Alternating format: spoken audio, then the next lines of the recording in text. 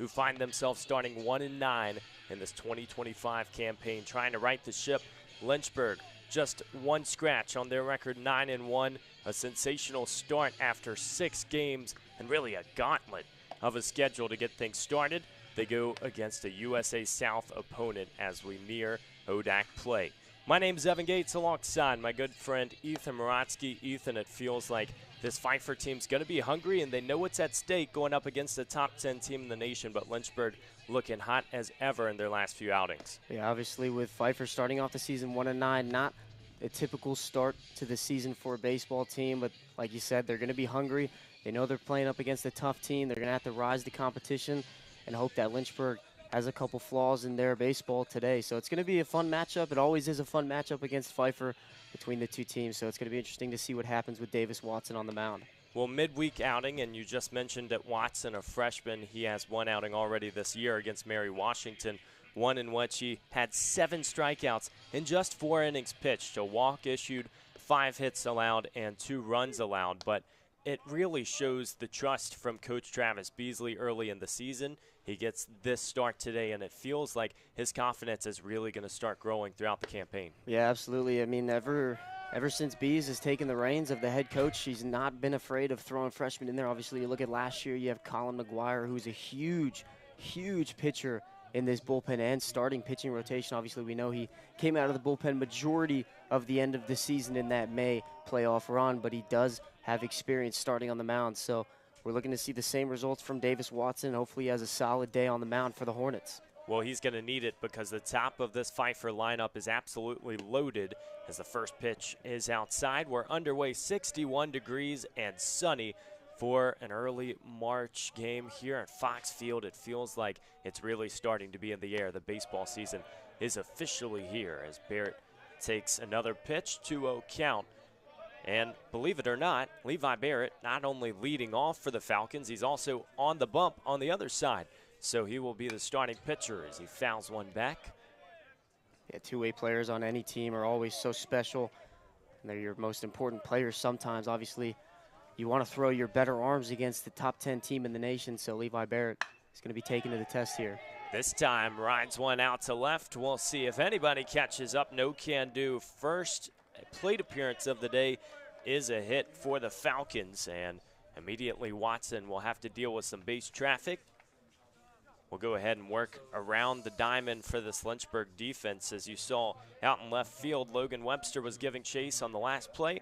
Ryder Warren out in center, Joe Munitz in right. From third to first in the infield, it's Gavin Collins, Brandon Garcia, Ben Jones, and Jacob Henry. Sean Pokerock is behind the dish, Davis Watson on the bump. And Pfeiffer in business early with Joe Javier stepping up to the plate. Yeah, we see a pretty similar lineup for Lynchburg. Obviously, that center field spot has mixed in between Ryder Warren and Parker Cato. With Quinn Madden being injured, you're trying to find that next man to step up and take that spot until he comes back. First base, Jacob Henry played on Sunday against York and had a pretty good game, had 1 hit, really trying to change things up. You see Eric Hyde has struggled so far in the beginning of the season, so you might have to move some things around. So I like the lineup from Coach Beasley. It's pretty solid, and it's going to be a good day for the Hornets, hopefully. 0-1 count. Watson flirted with the zone, now worked 1-1.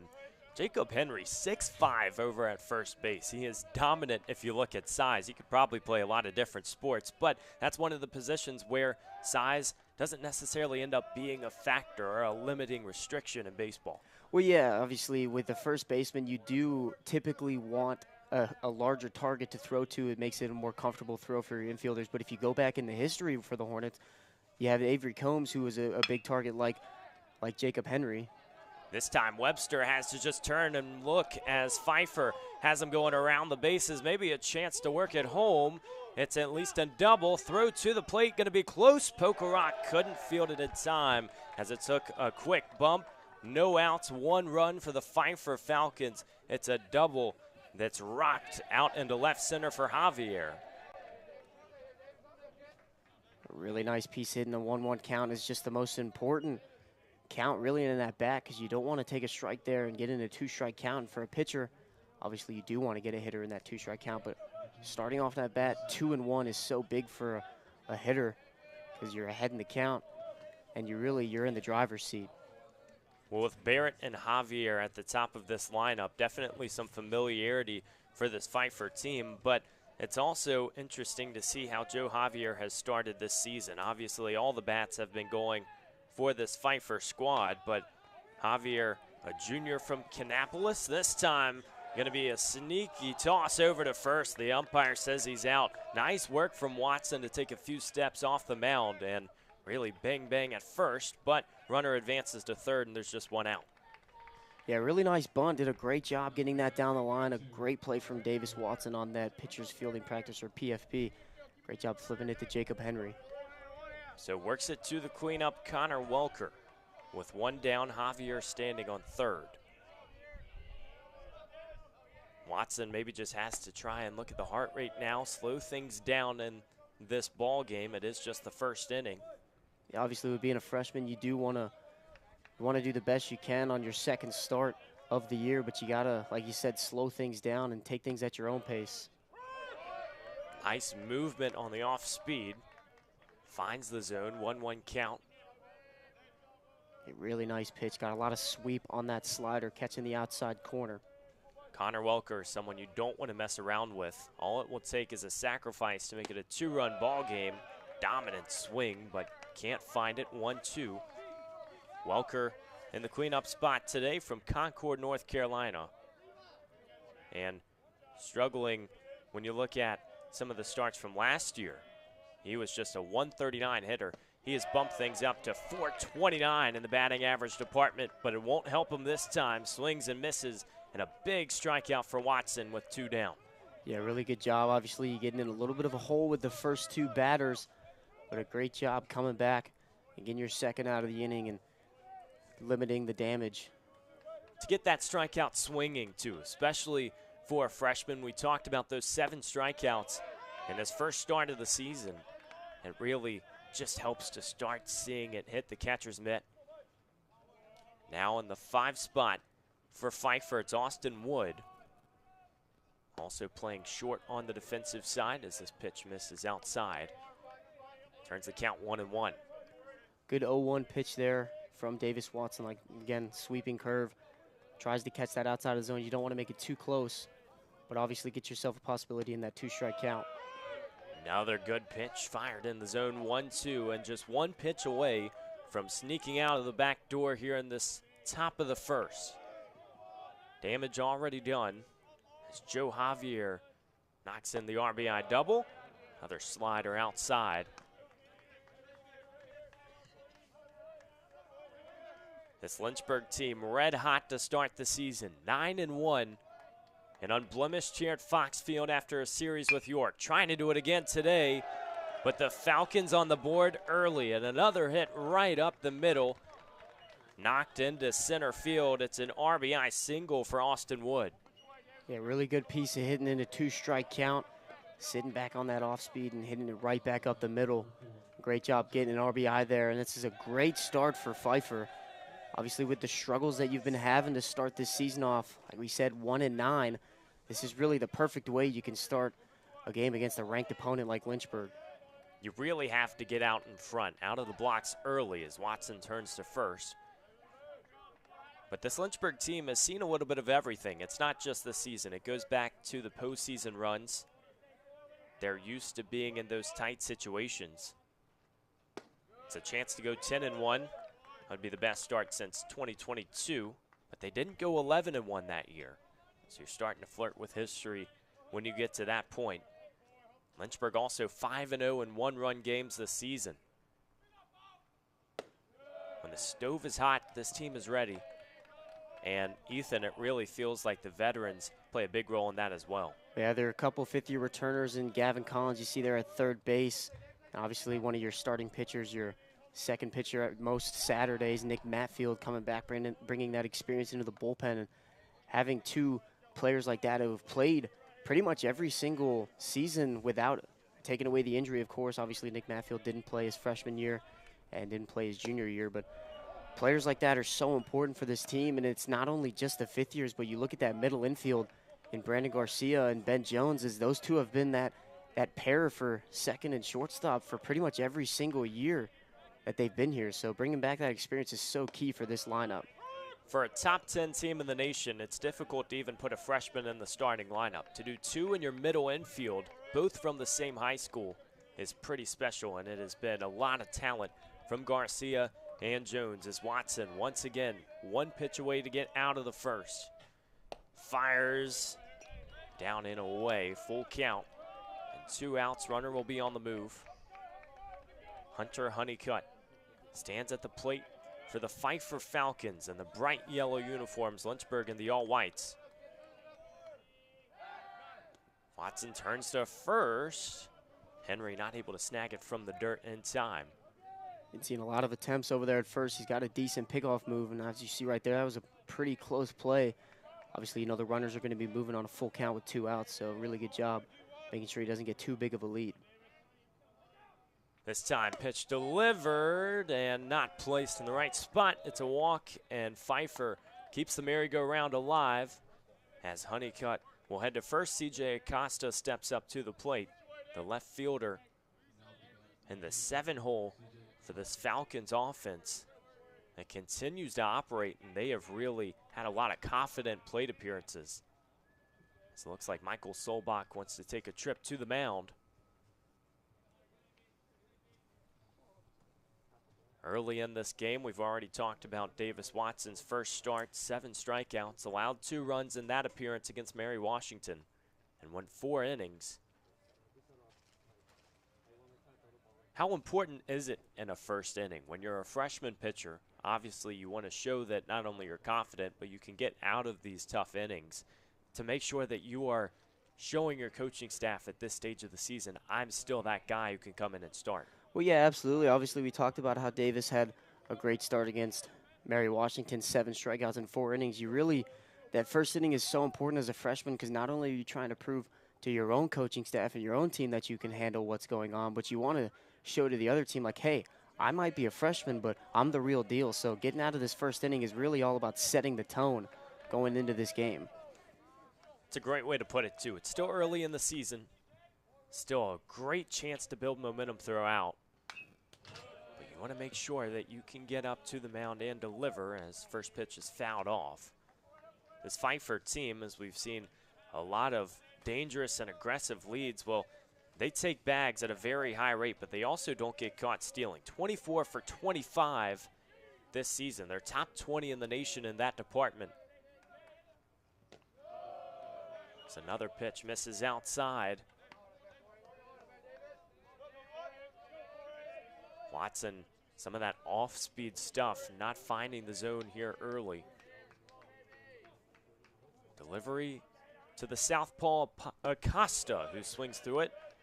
1-2 count. CJ Acosta started every game this season, batting .229.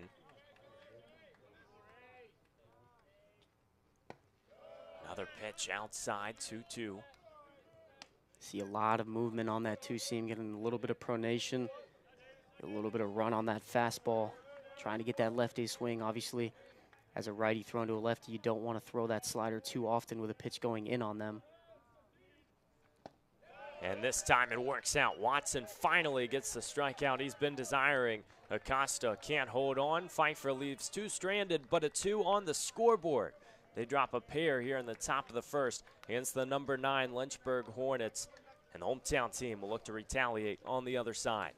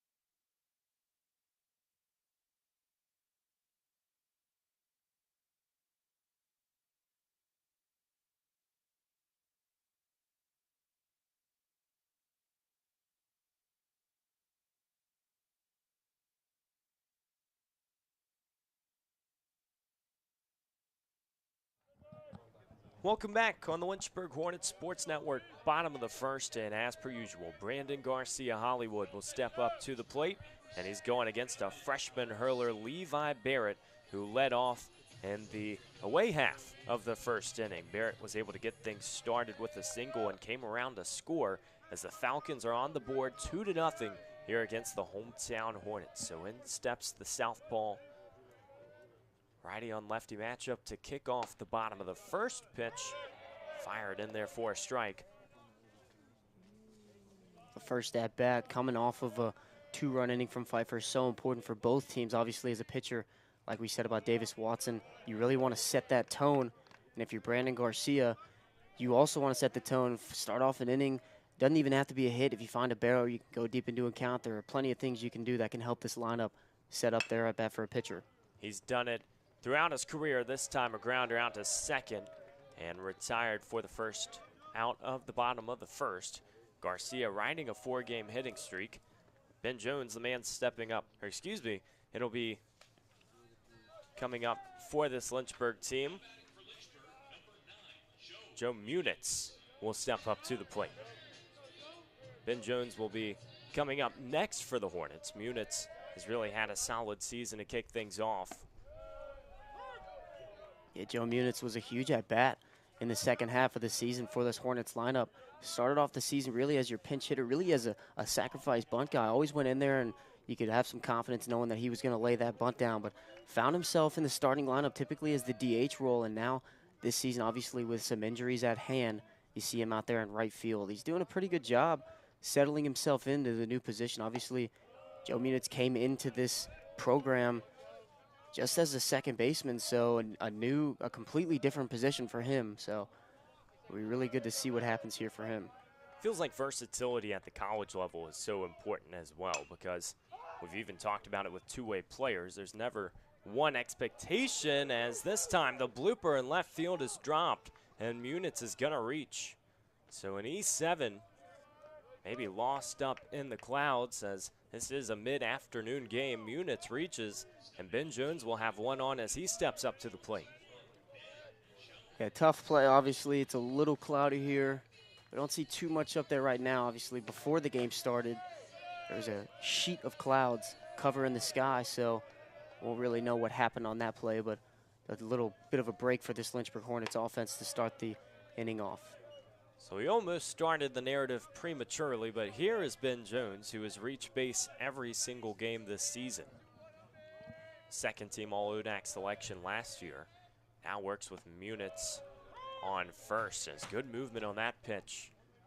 A really nice slider, 1-0 pitch. Obviously, you want to go to something you trust in, and a really nice job getting that backdoor slider in there. Munitz on the move. Pitch might have gotten Jones. It did on the shoulder. So traffic starting to move around the bases as Munitz advances to second. Ben Jones steps on first. And maybe trouble brewing in the bottom half of the first as Sean Pokerock steps up to the plate. It's an ideal way to start the inning after giving up 2 runs in the top half. And now here comes your 4-hitter. This is what he's in this spot for. You got runners on first and second with 1 out. Really a lot of things you can do here. The junior from Dumfries, Virginia. Always dangerous behind the dish on the defensive side, but he also had 4 hits in that York series right here at Fox Field. And Pokerock, as so many of these other veterans can say, has been in big spots before. No different this time. Runner in scoring position for the Hornets. This pitch travels inside for a ball. 1-1 count with 1 down.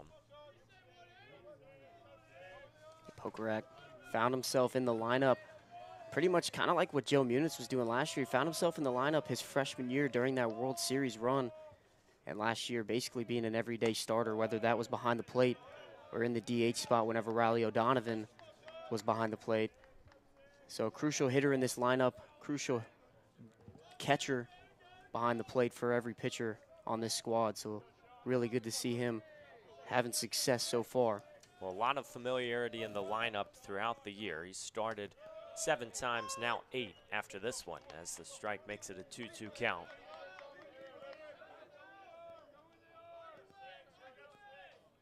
Certainly willing to put a hurting on one if he can get it in the zone. Levi Barrett trying to maneuver through the bottom of the first. Another freshman, runners on the move again, throw down to third, and it's way over the third baseman's head. Joe Munitz will come in easily for the first run of the game for the Hornets, and it didn't matter how much size or leap Hunter Honeycutt had at third. He wasn't going to reach that one. Yeah, good double steal, good call from the coaching staff of Lynchburg. Now originally, if they were both safe, you would have had 2 runners in scoring position with the error, 1 run score, but you still have Ben Jones just 180 feet from scoring and tying this game up. So Ben Jones stands on second, now a 2-1 ball game. The count is full for Pokerock, who gets a good bat on it, and another error, this time in the infield from the shortstop. He's not going to recover as Jones comes in easily. And it looks like the shortstop, Austin Wood, having a little bit of trouble as he moved back into the outfield grass to field that one. Yeah, tough play. Obviously, this infield is a little rough. There's some rough hops that you can get in the grass and even in the dirt, and we see it right there. And that's really, if you know anything about Lynchburg baseball, that's what we call that's just foxy. You know, you're going to get tough hops occasionally in every single ground ball. And this weekend, we talked about it on Saturday of how Lynchburg was getting underneath the ball and popping a majority of their at-bats up. And the mindset that you have to have with a field like this is you got to stay on top of it. You got to force your defense to make some plays, as we see right there. You never really know what's going to happen on ground balls here on Fox Field. Well, edge of the dirt, and it just ate him up. It looked like he immediately grabbed his ankle or something at the lower leg. Obviously, you'd hope it was more on the contact with the ball and not just something that was moving backwards without getting hit. It's a tie ball game, and Ethan, I mean, you talked about Fox Field and how every single field in baseball is going to look a little bit different, but 2 errors in the first 4 hitters for this Lynchburg team, and the Falcons really got to start thinking a little more defensively.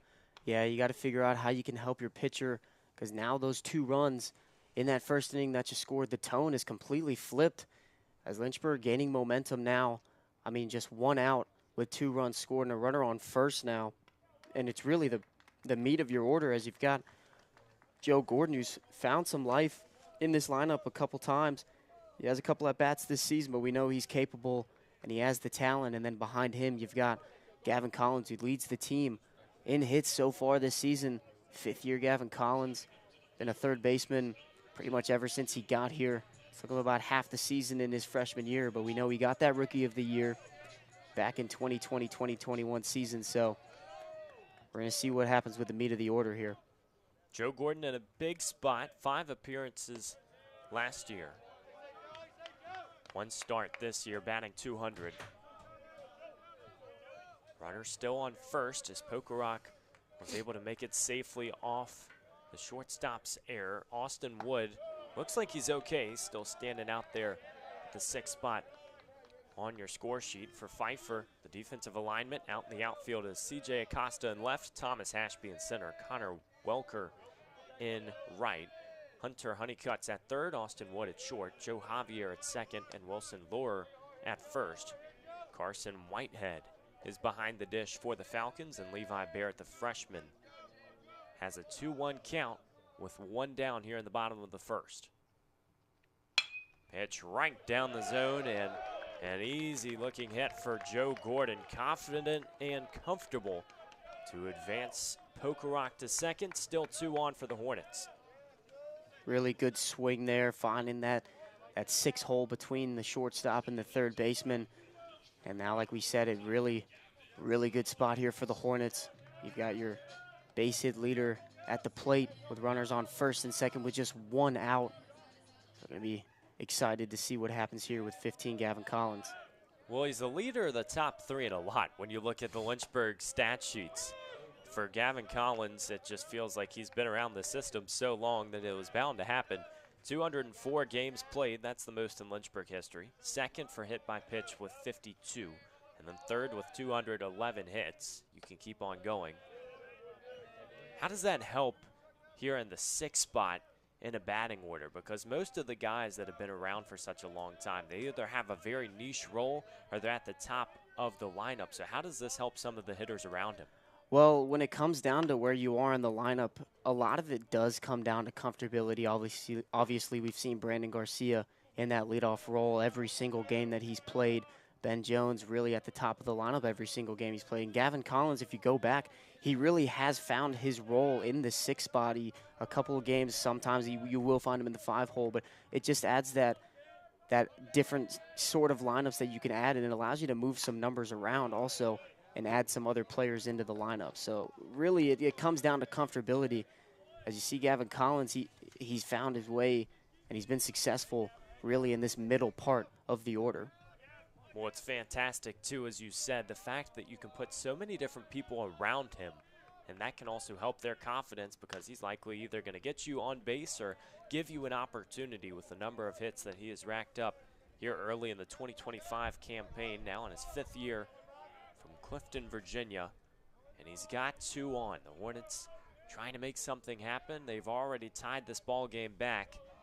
A 2-2 affair here on Fox Field as the off-speed pitch is a little too far upstairs. Tried to get that one to float back in. A really nice slider. We've seen it from both starting pitchers here for both teams. Really nice movement on those sweeping sliders. This time delivery that's high again, counts full. And just 1 out.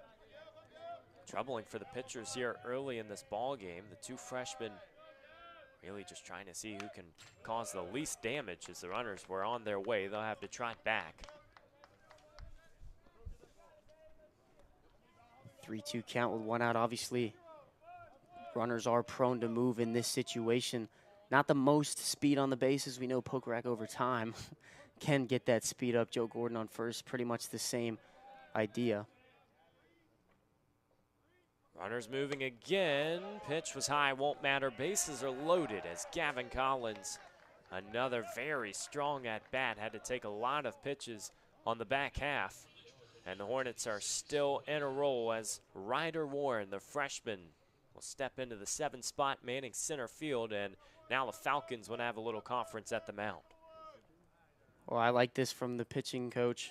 Obviously, you want to come out, you want to slow the game down a little bit. You got a little bit of a slowed down momentum after the injury timeout from the shortstop, but really it's all about stopping this offense from having any sort of momentum, and that's really what you're going to get out of most pitching talks on the mound between the catcher, pitcher, and the pitching coach or the head coach. So I like the move here. You want to slow the game down a little bit. Obviously, with 1 out, you are in double play territory, so you're really 1 pitch away from getting out of this inning. Got to be smart with the delivery, as Warren thought about it, takes a strike.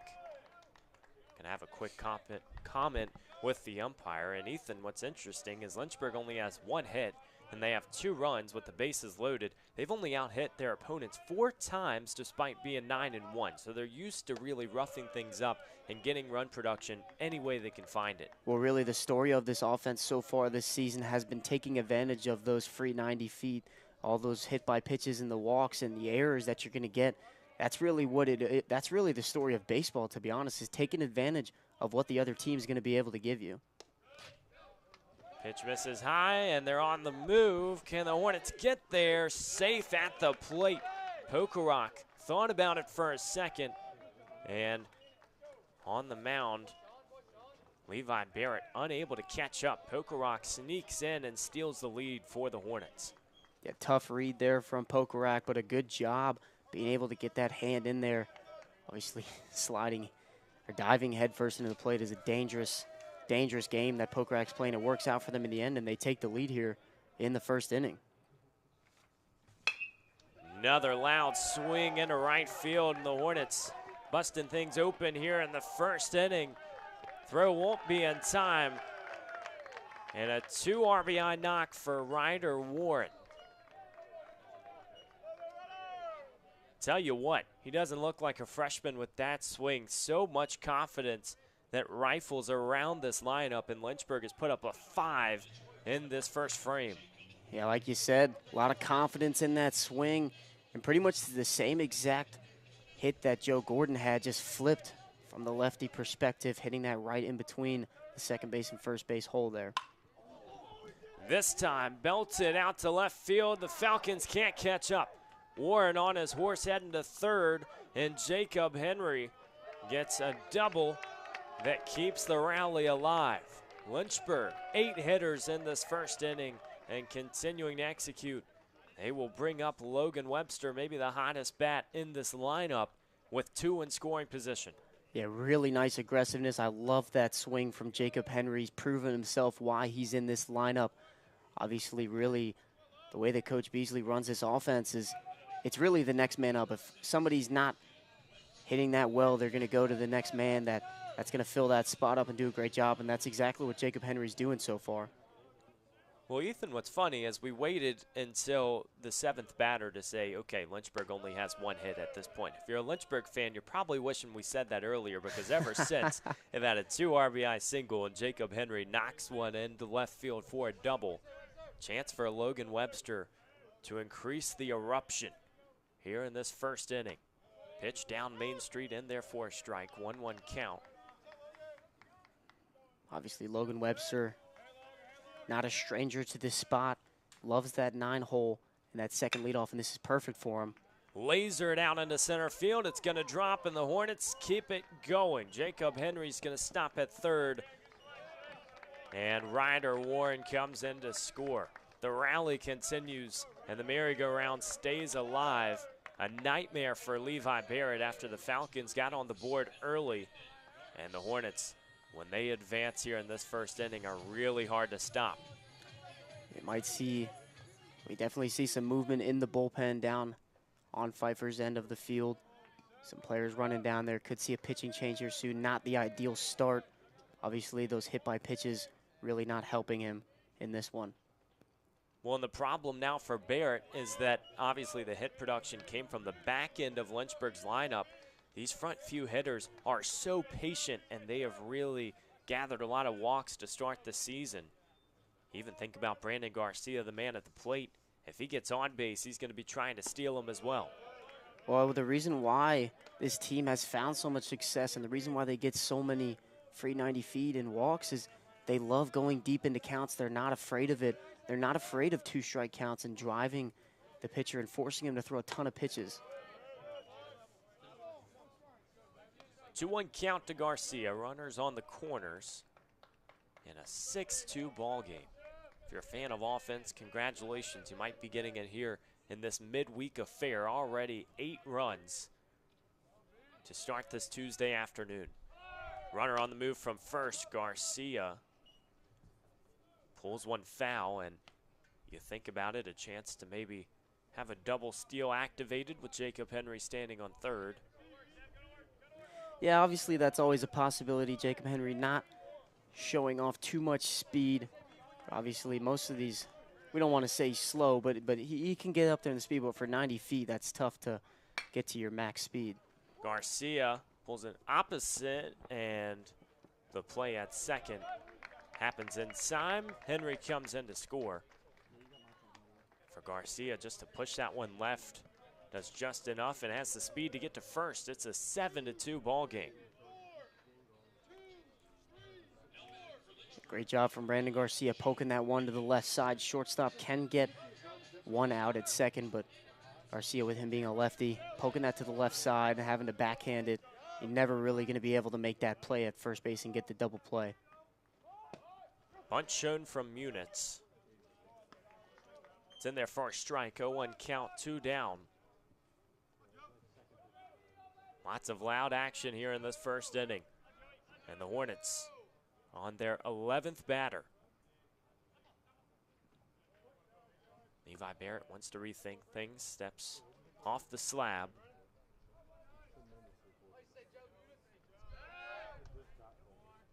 Garcia, we already mentioned, plus speed over at first.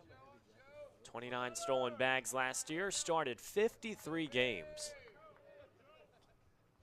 And pitch is going to miss everything. Catcher can't return, and Garcia easily into second. Maybe a little smart move there from the man behind the plate, Carson Whitehead, just going to walk out and hand deliver it and say, okay, let's try and get out of this inning. Understanding the freshman is on the mound. Yeah, like you said, and like we talked about earlier, it's really all about slowing down the game. You know, you've given up a bunch of runs in this bottom half of the inning, and catcher's showing that he does have confidence in his pitcher. Garcia's on the way to third, and not even a throw down the line. Great read. And it felt like before Levi Barrett could even get that ball out of his hand, Garcia was standing on third. Well, really good job from Brandon Garcia reading the pitcher and the catcher and getting 2 stolen bases. Keeping things loud as he was already heading down the line to home. Now Munitz will try to drive another in. Pfeiffer Falcons 1-9 to start the year. Member of the USA South, pre-ranked 5th. Trying to pull things together here in the first frame. By no means was it a struggle in their hitting half either. 7 hitters came to the plate. Levi Barrett and Joe Javier both going in to score. The 1-2 batters, as this time off speed once again outside, and it feels like Barrett's struggling to command that pitch. Yeah, obviously giving up a crooked number in this bottom half. Some of your stuff can start to struggle. You've thrown a lot of pitches back to back. So it could be a little bit of a struggle to keep this inning going, really doing whatever you can, throwing whatever you can to attempt to get out of this rough inning and keep the damage to as much as they already have given up. Full count to Munitz, cracks one foul. Garcia will have to take a few steps back to third. This Lynchburg team looking for win number 10. Fantastic start to the season. The only blemish is against Denison, a team who lost to Roanoke recently, had a 3-game series against the Maroons. Another team that's in top 10 considerations as Munitz takes the trot to first. Garcia, nice read to go all the way and swipe the 90 feet. Add 1 to the tally for Lynchburg. At first, if you were watching, almost looked like it came off the bat, but misses everything and hits the backstop. So Lynchburg now leads 8-2. Yeah, I thought he fouled that one off. It was a little deceiving to the eye, but a great job from Joe Munitz working that count. Obviously going down into a 2-strike count early, but a great job fighting back, making it a full count. And I mean, that's exactly what we talked about earlier and how good this Lynchburg offense has done in driving pitchers to throw a ton of pitches in every single at-bat. And that's why they've found so much success lately. Pitch count certainly up in a hurry as Whitehead couldn't gather cleanly. Munitz swiped second.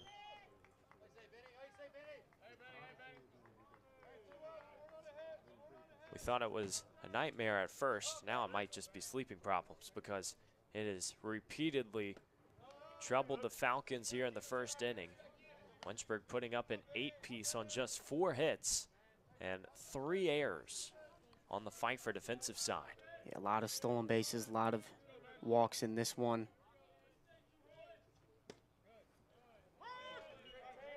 Pitch end there on the outer half for a strike.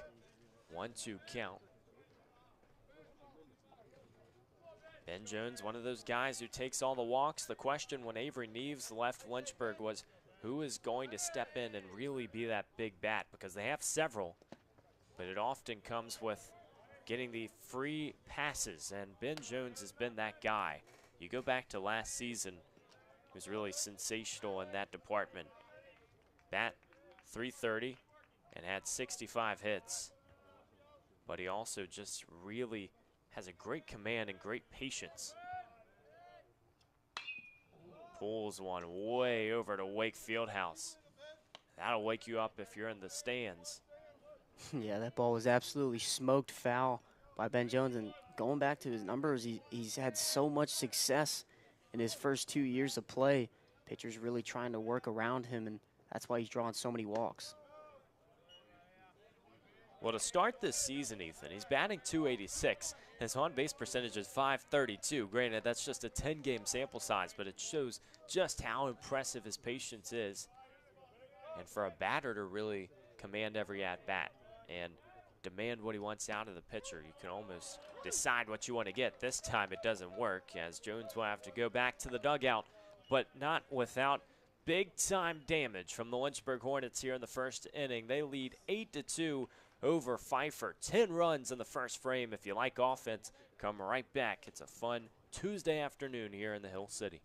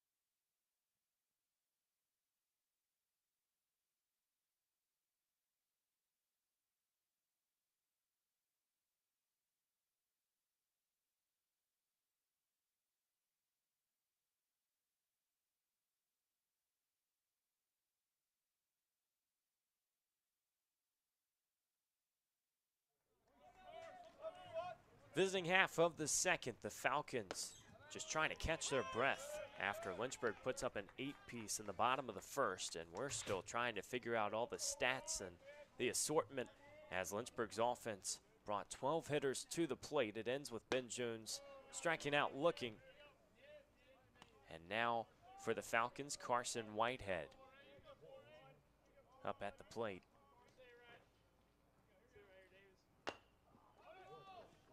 Grounder chopped high to the pitcher, almost had to wait like a pop fly. Did he get there in time? He did. Oh, wow. Impressive defense. And out number one for the Falcons as Davis Watson back out there for the Hornets. Well, it looked like that ball just floated up there forever. Really nice play, like a middle infielder transition from Watson, getting that play in time at first base. And this top half inning is so crucial for a pitcher. Obviously, your team putting up 8 runs. It's so important to be able to reset that tone and go out there and show some authority on the mound and show your offense that you're here to pitch for them. It's impressive as a freshman to have that long of a wait in between innings and to still go out there. Again, it goes back to the trust of the coaching staff, and we know that Watson obviously has the stuff to do so in his second start of the season. But if you watched that first frame where he gave up those 2 runs and really struggled against the Falcons with them continuing that base traffic, you probably didn't think he was coming back out for the second, or maybe just here for a few pitches. But here he is with a little bit more confidence. Well, what we saw in that Mary Washington game, we did see him have 4 innings, and that's a strikeout there. Another one so far in this one. That'll be his 3rd of the day. But what we saw against Mary Washington is he did go out there, throw 4 innings, obviously against 7 strikeouts, gave up a couple hits, couple earned runs, and then we really saw it turn into a bullpen day as we saw a couple more arms come out of that pen. And what we'll probably see today is the same exact thing. Have to imagine the Hornets want to do it by committee, and all 3 strikeouts from Watson are on swings. So he is really fooling this Falcons offense. Levi Barrett, pitcher, back up to the plate. One of the guys on this team who caused the damage, had a single and came around to score the first time up.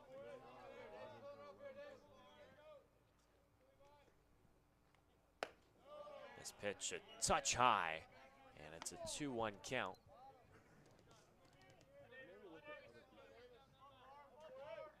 Levi Barrett threw 55 pitches in the bottom of the first, and you wonder how long he will stay in for the Falcons.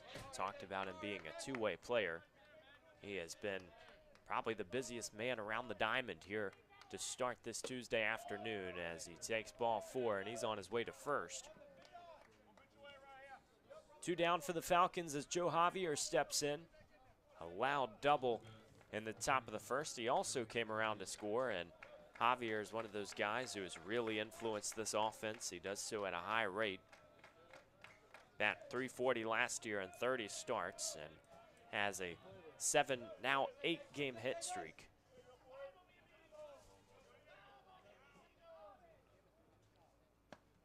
Pitch sails in the zone for strike 1. You can see he's most comfortable with that slider so far, throwing it a ton. I mean, with that movement, I'd feel the exact same way. I mean, that's a beautiful slider.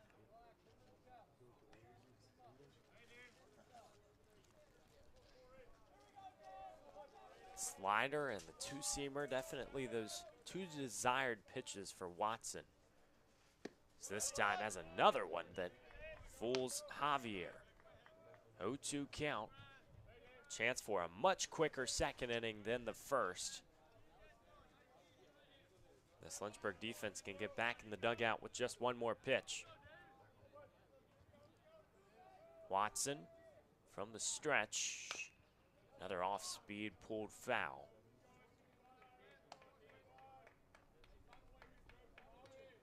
If you're Levi Barrett, you definitely want to buy some time over at first just to try and keep that arm ready to go, but it doesn't look like he's going to get much. You understand if you're a two-way player, you're probably used to being in this situation as Watson's pitch was a little too far outside. It's a good 0-2 pitch. Sorry, Evan. Good 0-2 pitch. Don't want anything too close into the zone, obviously, with 2 outs. You want to be able to hopefully get this last strikeout, but I really like the placement of that pitch. This time, fouled off again. Good battle from Javier. Definitely a lot more freedom in that 0-2. Davis Watson showing the composure to come back here in the second. Really keep that mindset. Watson, the freshman from Raleigh, North Carolina. 3rd appearance of the year. Aims and fires. Pokerak dropped it. A really good job from Javier. Obviously, you go down in the count early, and you brought it back to even 2-2 with 2 outs. So really good at bat he's putting together here. Barrett, an aggressive lead. Another off-speed sails outside. Full count, 2 outs. And a chance to escape the second.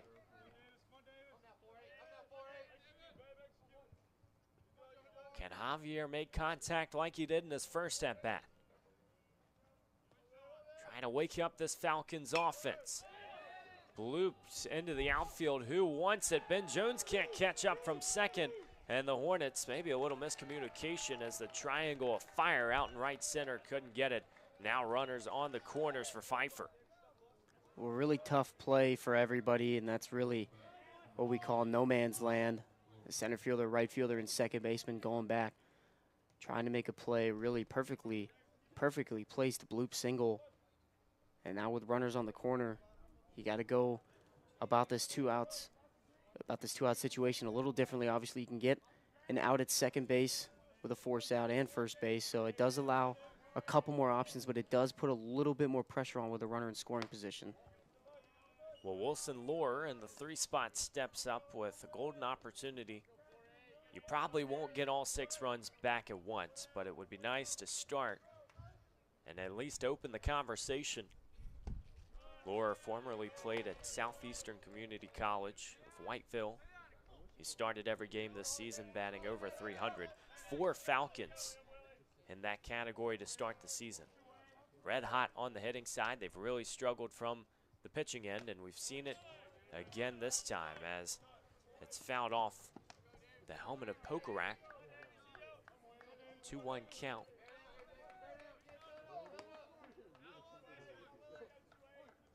Nothing easy coming for the pitchers here to start this contest, but Davis Watson ready to go.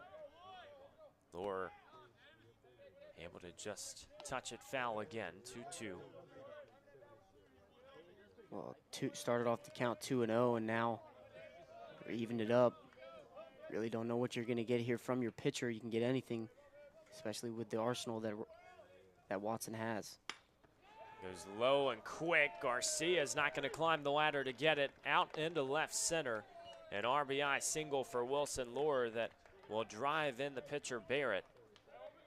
And our score accelerates to 8-3. Really good piece of hitting and a really nice pitch by Watson. It just went down and poked that one over.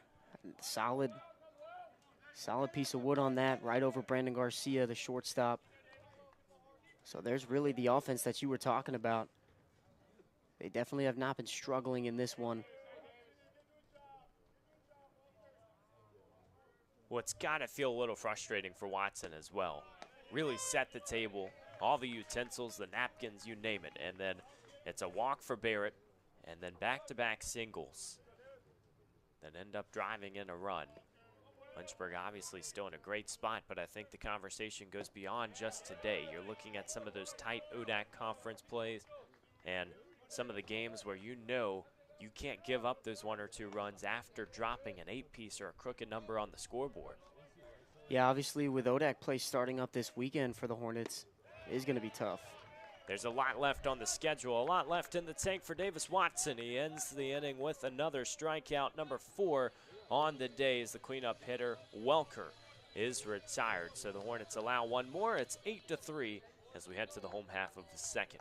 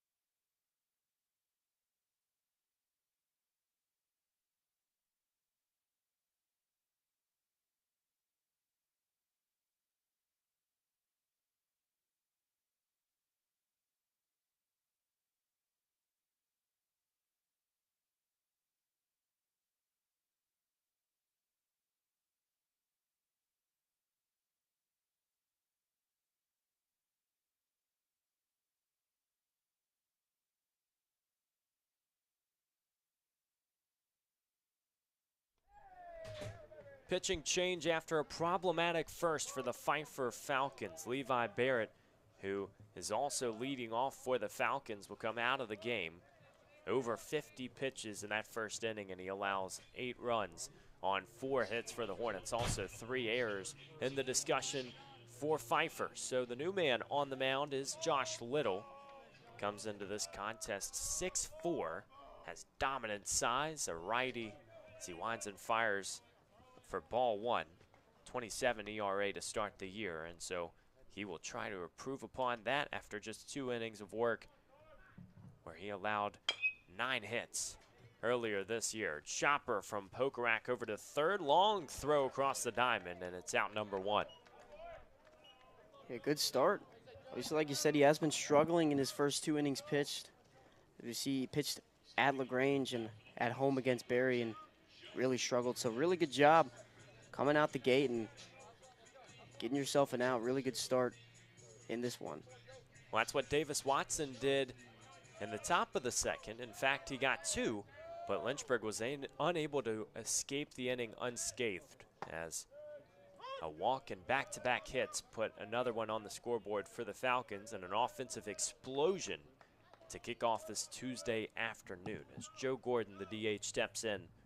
Single and a run in his first plate appearance. Swings through this one. Another nice-looking pitch from Little, and the count's 0-2. Going right after the hitters, that's really the only thing you can do when you're coming back from struggling in the first 2 innings that you've pitched this season. So I really like the aggressiveness from Josh Little here. Definitely looking fastball and high velo. It's a 1-2 count. Gordon trying to keep the momentum alive. Watches this pitch sail south. This Lynchburg team searching for win number 10. You can go up and down the success from recent seasons as Gordon pulls this one foul. 2023 national championships last year essentially got to the Final Four in that World Series appearance. But Ethan, 7 home losses last year. It feels like Foxfield didn't treat this team as well as it did in the 4 seasons before, where they had 7, as it's a nice comebacker. Little handles it with ease, tosses over to first for out number 2. Yeah, obviously in the last couple years, this team has really prided themselves on how well they've done at Fox Field. And last year, like you said, 7 losses, 2 of them coming from York, a couple conference losses too. So really it's obviously with the success that they found in the playoffs and going back to the World Series, you can still say that this is really going to be a comeback season at home, as you're going to try and limit the amount of losses and get back really onto that home field advantage that they've had. You want to have a dominant feel as Collins knocks one into left field, rounding first. Going to be a tight play at second. Bang, bang, and Collins able to avoid the tag. Got that left hand up, and the Hornets keep turning and burning. A really nice job getting that one into second, a tough play, and a nice swim move from Gavin Collins to get into second safely. And obviously got on top of that ball, took it right down the line, right couple inches to the right of third base. So really good job, really nice hustle from the 5th year third baseman Gavin Collins, and that's really a good way to start this inning off with 2 outs, obviously now threatening in scoring position. A replica of what Pfeiffer did in their hitting half. Loud contact from Ryder Warren. Pulls it into right field, and there's an error. Problems all around. Falcons losing their flight as Warren stumbles on his way to third. The Fox Field dirt ate him up. It doesn't matter. Not the cleanest way to get to third, but 90 feet away from home. And Gavin Collins able to step on the plate. A beautiful swing and a great aggressiveness from the freshman. That's always going to score Gavin Collins easily, and obviously the error in right field allowing him to get a triple, and that's really what we were talking about. You start off with 2 outs, getting that double, getting yourself in scoring position, and putting pressure on the pitcher. The defense has absolutely struggled, and there's no way to rewrite the narrative or add any gloss or paint over it. 5 errors for Pfeiffer to start this contest, as now Jacob Henry turns on it. Out into left field. Is it going to run out of room? Just foul. Oh, wow. When the trees aren't green, it's a little difficult to try and read and judge. The umpire at home plate had enough of an illustration, but Jacob Henry once again, loud contact, and was looking to add a home run to the resume here in year number 2. Obviously with a lot of size, you see a lot of power from Jacob Henry. Does he want to do it again? This pitch is in the dirt. 1-2 count. Warren standing on third. Ethan, this goes back to an earlier point we were thinking about illustrating, the fact that there were 7 losses on Fox Field last year. You want to make it a menacing place. The Hornets have done it here in the first 2 innings, and another run comes in to score a 10-piece as Ryder Warren steps on home. Jacob Henry picks up another RBI. Like you said, 3rd RBI for Jacob Henry, and that is just so much confidence in that swing, and he's really showing why he should be in this lineup. And it's really interesting with Jacob Henry because he came into this program as a pitcher. Or well, I don't want to say he came into the program as a pitcher, but in high school he was mainly a pitcher, so to come in and show off of how you can be that hitter and that first baseman as of right now, that's really impressive from the sophomore. Who wants it? It goes out to center field, and the side is retired, but not without trouble, as Pfeiffer just trying to play catch-up. Thomas Ashby finally puts it away, but Lynchburg now 10 runs on the scoreboard, and it doesn't matter, pitching or hitting. Jacob Henry doing a little bit of everything, and Lynchburg on 7 hits, up big here early.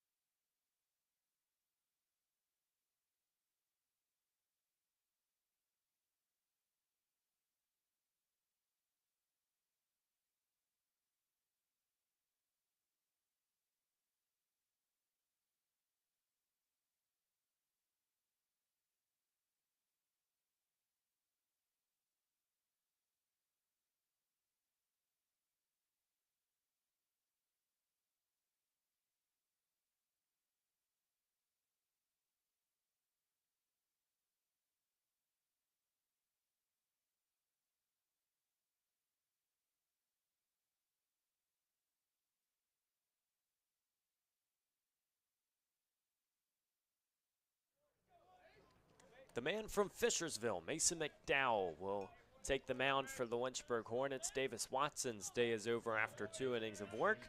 Allows 3 runs and 5 hits. But the Hornets up big time, up by a touchdown here in the 3rd inning as the score reads 10-3, and the Falcons are back up to the plate with Austin Wood, who's 1 for 1 with a single. You know, not the perfect outing from Davis Watson, but you do show that after giving up 2 runs in that 1st inning, only giving up 1 in the 2nd, you do see a little bit of life in the freshman, and obviously he did have a good outing against Mary Washington. You don't want to throw him too much. You don't really know what his comfort zone is and how many innings he can throw. And so like we talked about earlier, this will most likely, well, this will become a staff day for this bullpen. So we're going to see probably a couple more arms in this game than you're used to seeing. Instead of seeing 2 or 3 on the weekends, you're most likely could see 4 or 5 and possibly 6. Really depends on what pitchers in this pen decide to step up. Well, school's still in session. It's mid-afternoon on a Tuesday, and the teacher's going to call on everybody. So you got to be ready when your hand is raised, as McDowell is in a 2-2 count in his first at-bat, firing to Wood.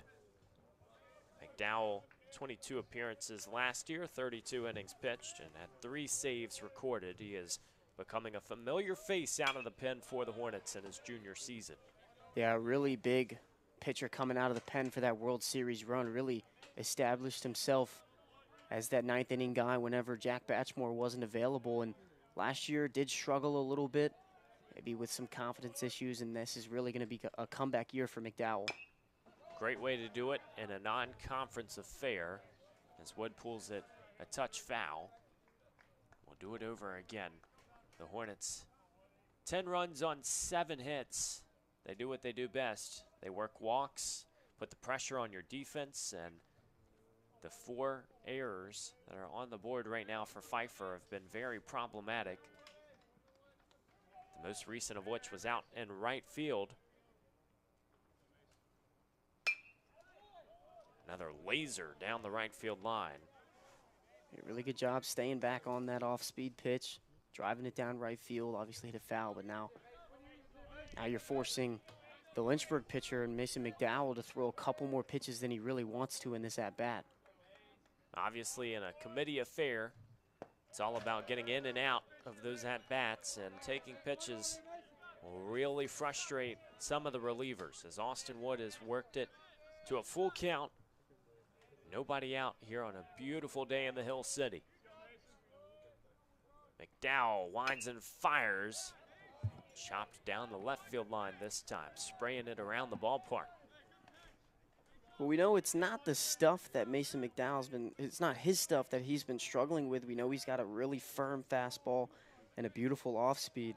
It's really that confidence going into games, knowing that you don't have Jack Batchmore last year with the injury that he was facing. So obviously turning into that 9th inning guy could be a struggle. Garcia ready to field, winds over to first, and you talk about beautiful pitching. That's an example of beautiful fielding. The Hornets retire the opening batter of the 3rd. It'll turn things over to Hunter Honeycutt at the short corner today for the Falcons. Ethan, I want to ask you one more question. You talk about Mason McDowell. It's really the marriage of that fastball and the off-speed pitches. You want to be able to do both. How much evolution do you see for pitchers throughout their career? Is it normally that freshman year they're already going to have that pretty decided, or has this pitching staff and pitching coaches really tried to change that up? Well, when Coach Jones was the head coach here at Lynchburg and Coach Beasley was just the pitching coach, obviously you have Michael Solbach helping him out in that department. They do a really great job developing these pitchers, and you know, a lot of it does have to do with freshmen coming in, as that one is a single into right field with 1 out, getting themselves on the field or on first base early. But obviously you have your guys, your top guys out of your recruiting class, and Mason McDowell was one of them, along with Logan Tapman in his recruitment class. But the development that Coach Solbach and Coach Beasley really had on this pitching staff every single year. I mean, you go back to pitchers like Travis Shoemate, who didn't really pitch too much in his early years, but came out in his upperclassman days and became one of those critical arms out of the bullpen. Bunt laid down, quick throw over to first for out number 2. Well, different roles are so important, and you talked about that recruiting class. It feels like they've really started to deliver. Logan Tapman, someone who is pretty familiar with a lot of the Lynchburg fans. You've seen him quite a bit, but it just feels like the reps that McDowell has gotten in the postseason in his first 2 years has not only prepared him for games, day in and day out, but he's also really evolving, and even in that confidence spurt, as you said, it feels like he's still got that A-plus stuff in his inventory. Yeah, absolutely. He's got a big arsenal. Like we said, a lot of firmness on that fastball, and that's really what's so crucial about your ninth inning guy, because I know that's the spot that he wants, but it's really crucial coming out of the pen and being able to switch something up from previous pitchers, and that's really what it is all about. It's what's the difference maker between you and other pitchers in this bullpen, and that's what Bees is really trying to harp on is why should I pitch you? Prove to me why you should be on the mound. Go get the LinkedIn. The resume is always evolving, and it's so many different candidates on this Lynchburg team, a good problem to have. Obviously, the Bats are still trying to wake up. They have certainly done so early in this contest with 10 runs. This runner was on the move, but this pitch is sprayed foul. Hunter Honeycutt now standing on second. Has gotten on base both times for the Falcons today. This Lynchburg team, when you look at the pitching statistics, it just gets better and better. And we have definitely seen some of the players and where they've gone in the past, as this time Pokarak is just going to throw over to first and avoid trouble.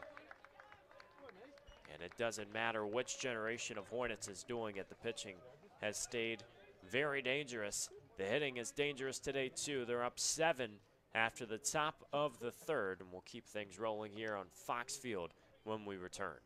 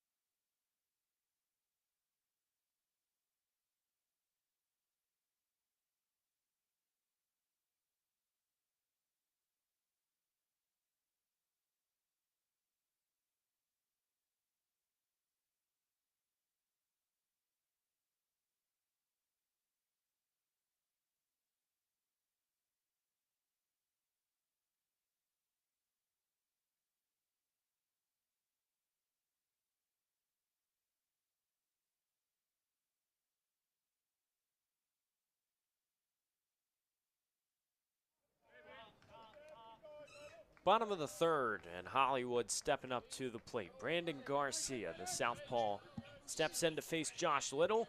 He's back out here in this third inning doing the relieving work for Levi Barrett, who threw 55 pitches in that first inning and struggled to get out of it. And 8 on the scoreboard from the Hornets, who really just kept the merry-go-round going and also used some timely hits to make some loud contact. As Garcia takes the first 2 pitches and enters count here early. Well, it looked like it was going to be a good inning for Little coming out of the pen. Obviously, you got those 2 quick outs, but a double from Gavin Collins really started that inning off and started some fire in this lineup as they got 2 more runs in that bottom half of the inning. Definitely insurance at that stage. It's hard to say it when you're already up 5 at that point, but the Hornets are really pouring it on early as Little gets 2 more pitches in there for strikes. Now works the count 2-2, and Garcia will have to read and react. Winds and fires, got him. Backwards K. Garcia doesn't like it. High school teammate Ben Jones got rung up earlier, but it's out number 1 here in the bottom of the third. And this time it'll bring up Joe Munitz. A little bit of a low pitch. Must have caught that bottom half of the zone. Right there, good pitch, good changeup it looked like from Little.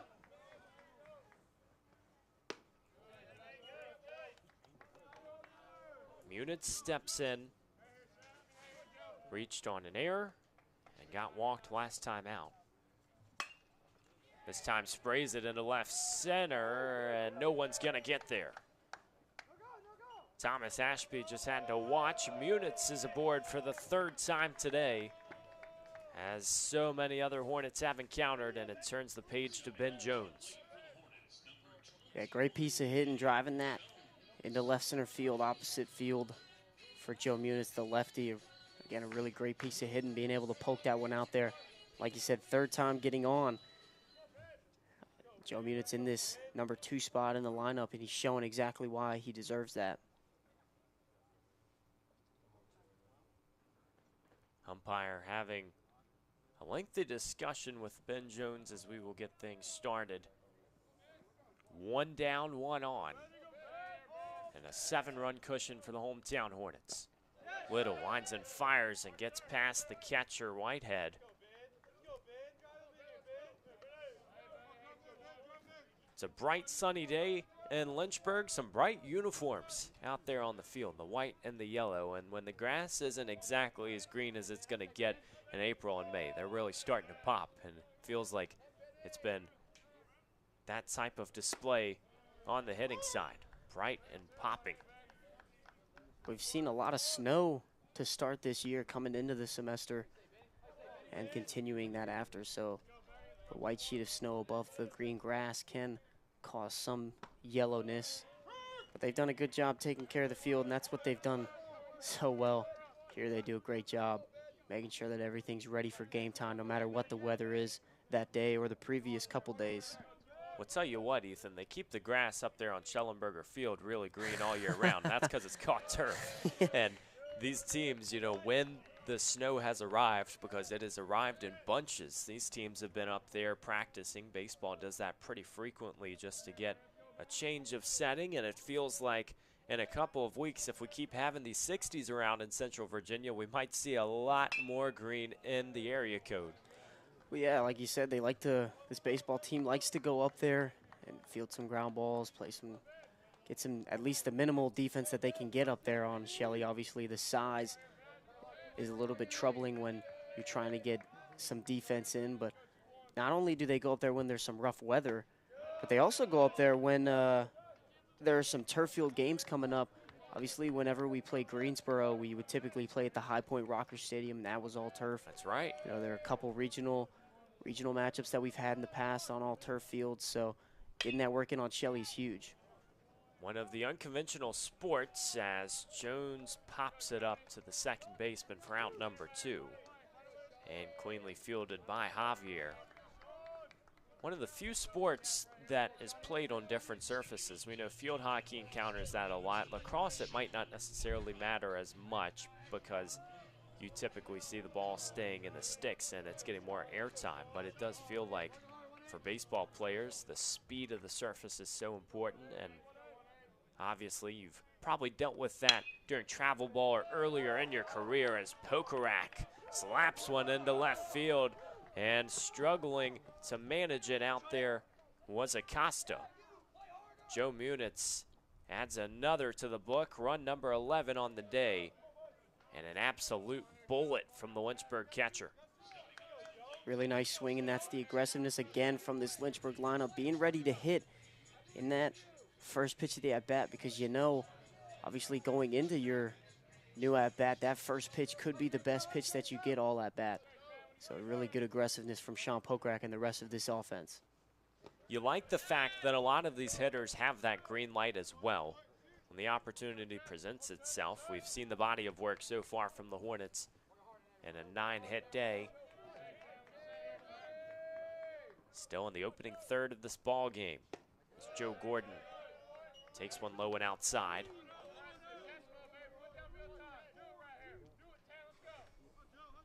2-0 count.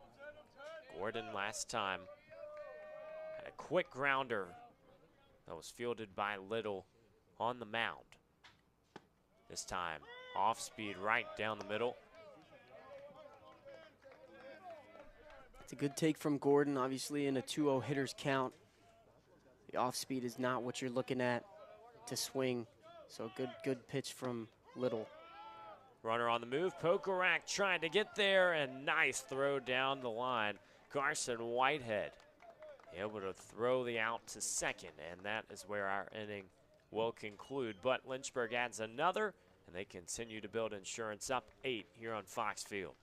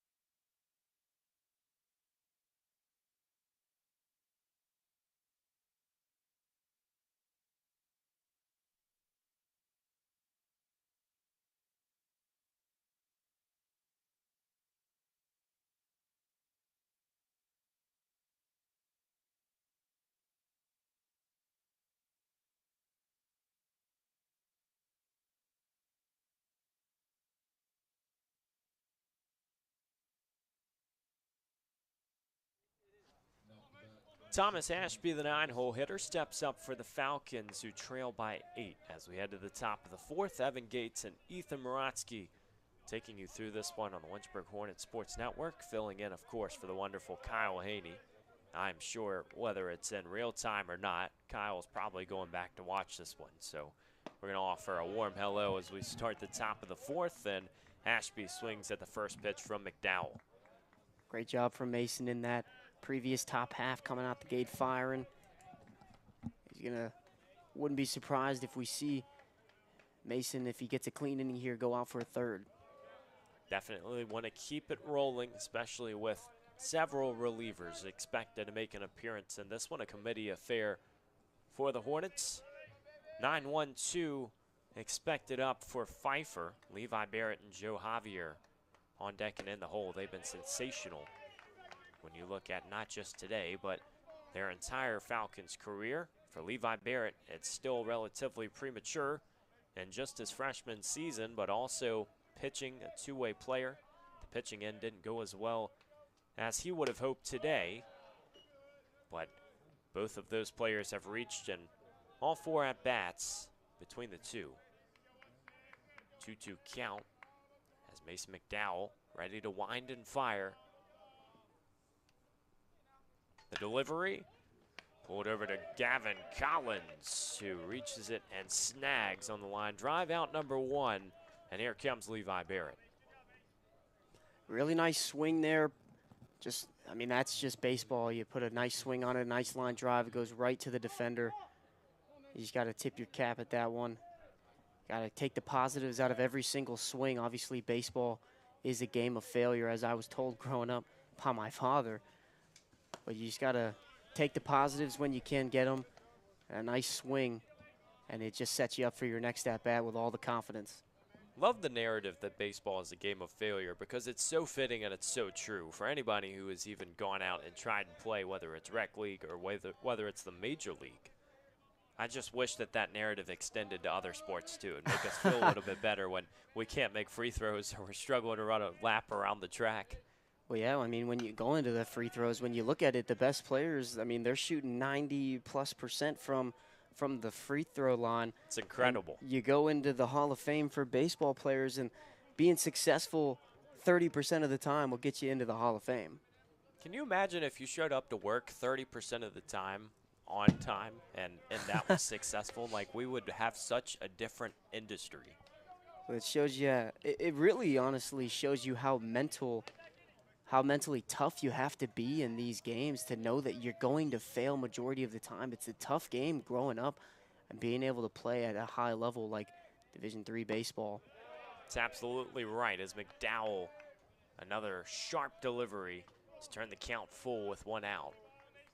Maybe one of the most mental sports out there. That's why we watch it every day, and the consistency continues to grow as this pitch is downstairs, maybe even in the basement, as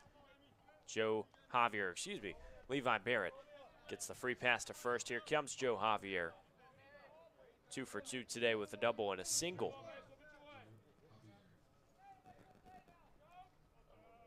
Barrett has had 2 walks now. Starting to see that composure as a freshman. Something that's not always guaranteed. He's already batting .400, slugging .750. Some loud statistics, but he also has the patience at the plate. Pokorak frames this one unsuccessfully, and the count's 1-0. These teams were scheduled to play a second game tomorrow, but it's being pushed back to April 1st due to some impending weather. And no, that's not an April Fool's joke. We will be playing a game to start April on maybe that greener grass that we previously alluded to, but it will be just 1 game, and a pair was expected between these non-conference opponents. It's the unfortunate reality of the sport of baseball, outdoor sport played on a field with grass and dirt, so you never really know what weather you're going to get, especially up here in the mountains of the Hill City. You can get rain really any day. It could look sunny like it is today with barely any clouds at the moment, and then the next day it could be a sheet of clouds and raining. That's right, hurricane-esque, as this ball is sprayed into right field. A run won't catch up for Munitz.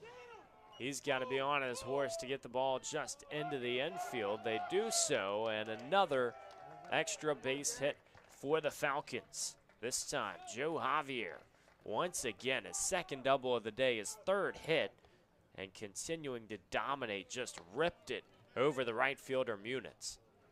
Yeah, really nice swing, being able to drive that towards right field, and right field is deep here. They're decently deep, hit it right into the national championship sign. Now you've put your team in a good position to get some run support back here in the top half of the 4th. Storm brewing here in the top of the 4th. McDowell's first pitch to Wilson Laurer is outside.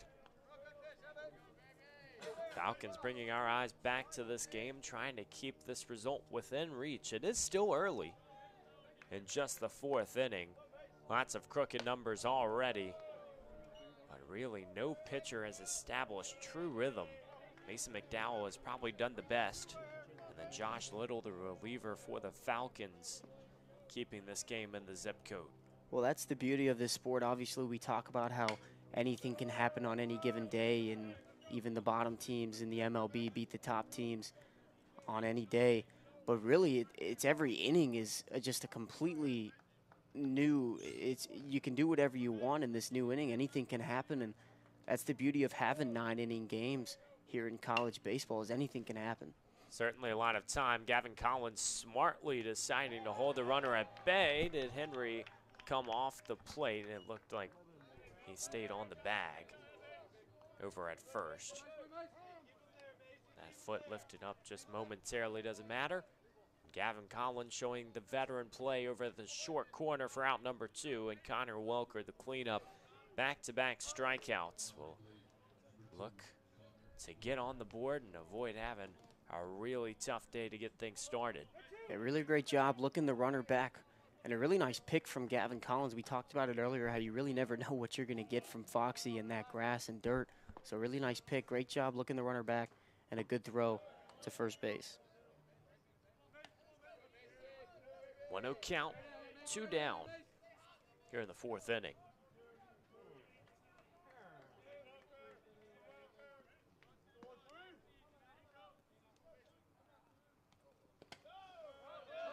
Pokorak able to keep this one in front of him. That's all you can do with the runner 90 feet away. Yeah, beautiful block from Sean Pokrack behind the dish, keeping that runner 90 feet away. So McDowell will search through the cards, trying to find the right one. He's 3 strikes away from getting out of this 4th, and 2 runners in scoring position for the Falcons. They're looking to make them count with their cleanup at the plate. He takes another pitch inside. 3-0 and 2 down.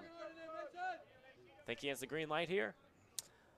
When you're down by 8, probably not. Obviously 3-0, you want to get as many runners on base as you can. So I would be surprised if he swings. He does take it right down Main Street. Definitely a smart decision in the way that everybody across this Falcons lineup can hit. Austin Wood is behind him. Somebody who's also found success, though he struggled to start this season. He was a previous All-USA South second teamer. Now Welker has a full count. Mentioned it earlier in this contest. Somebody who last season was hitting just 139, had 9 RBIs. He's almost gotten those stats this year already. He works the count, gets a walk after going up 3-0. Able to stay patient enough to load him up. And here comes Austin Wood. Hearing some frustration from Coach Beasley. That was a close pitch. Looked like it might have caught the top of the zone, but umpire calling it a ball. That'll load the bases. That's the beauty of a coaching staff, knowing that they're always going to defend their players, and that's something that you really helps you want to play behind. First pitch from McDowell in the zone for a strike. This is a big at-bat. Could reframe how we see this ball game. An 8-run affair, obviously, if it heads on over the fence. This game is a lot more within reach, but it's popped up into shallow center. Who wants it? Garcia trying to field it backwards, couldn't catch up, and the Falcons keep it rolling. Brandon Garcia looked to field, moving back towards center field. Maybe one of the toughest fielding plays you're gonna get. And the Falcons flock home plate. 6 runs on the board for this Pfeiffer team, who has exploded offensively this year. They're working against the number 9 team in the nation. And after going down 8, this one's within reach. Well, again, another tough play into that shallow area, into that little Bermuda triangle of second, short, and center field. Center field had a long way to run, but if you can get there, I know the shortstop, obviously, Brandon Garcia, wants to make every single play because he's that defensive guru on this Lynchburg team. But really, in that situation, that center fielder has to take control and call the runner, or excuse me, call the shortstop and second baseman off, because you're coming in. That play is a lot easier to make when you're coming in from center field rather than a second baseman or a shortstop heading backwards trying to make that play. Well, I absolutely agree. It helps the eye level, and it just felt like Brandon Garcia had the confidence to make that play the way he waved it off. But a little discussion for the infielders for the Hornets. They're going to have to keep figuring things out. They've got the cushion. We mentioned the insurance earlier today. Still in a very good spot, but they're going to have to keep on working forward, as through 3.5 innings, we have a lucky 17 runs on the board. And it feels like these two coaches would love to try and decelerate, at least in the Lynchburg dugout. They want to hold this one at 6 if possible. Pfeiffer will need a few more to try to step back into this contest, and Trent Judd will take the mound. One of the juniors on this Lynchburg squad, some more familiarity, so Mason McDowell's day is done as he relieved for Davis Watson. Third pitcher of the day for the Hornets, wearing number 46 out of Salem High School.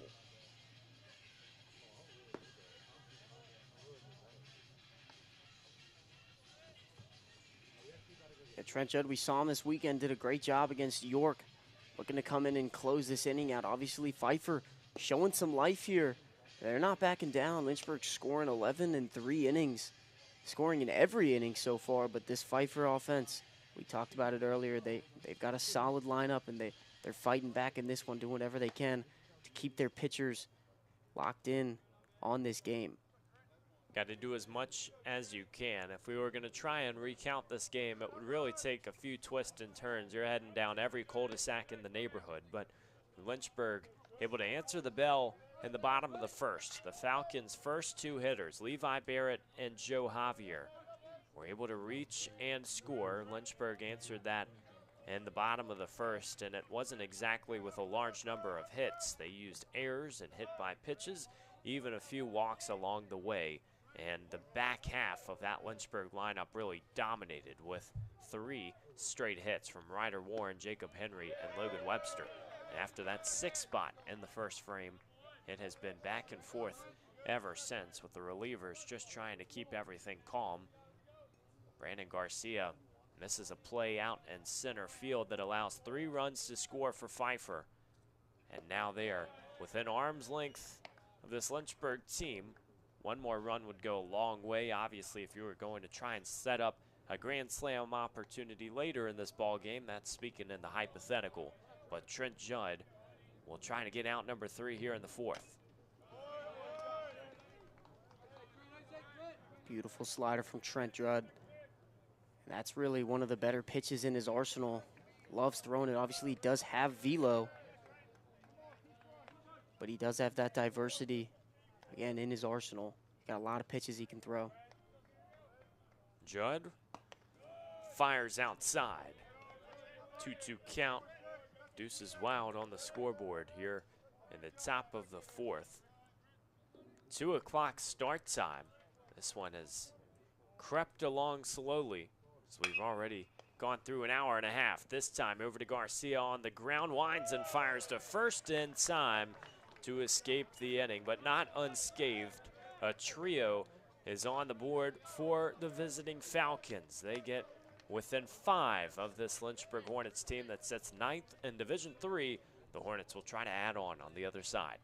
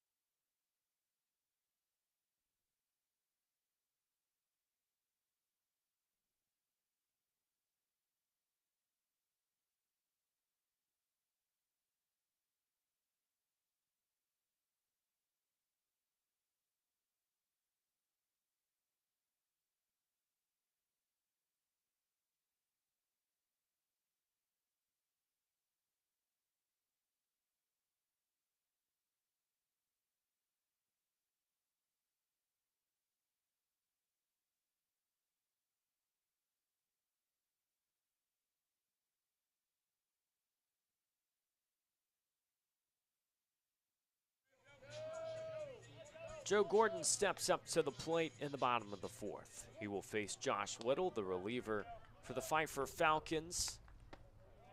Handling the work for the starter, Levi Barrett, who in just 1 inning pitched allowed 8 runs and 4 hits. Lynchburg in the driver's seat firmly here at Fox Field, where they've had so much sustained success over the years. But as we touched on earlier, 7 home losses last year, and they had 7 home losses in the 4 seasons before. They're trying to stay undefeated here in the Hill City to start this 2025 campaign. It was a huge inning. If you're Josh Little, your team gave you 3 runs back. You want to limit any damage that could come in this bottom half of the inning and keep the momentum on Pfeiffer's side. For this Pfeiffer team, it's about having some quick innings on defense. It feels like Lynchburg every single inning has thrown a wrinkle in the picture. Yeah, scoring every bottom half inning so far. It feels like this Pfeiffer team has been out there for a while, every single inning. Even on the bottom of the second and bottom of third, when they only scored 3 combined runs those innings, they were out there for a while. They got 2 quick outs.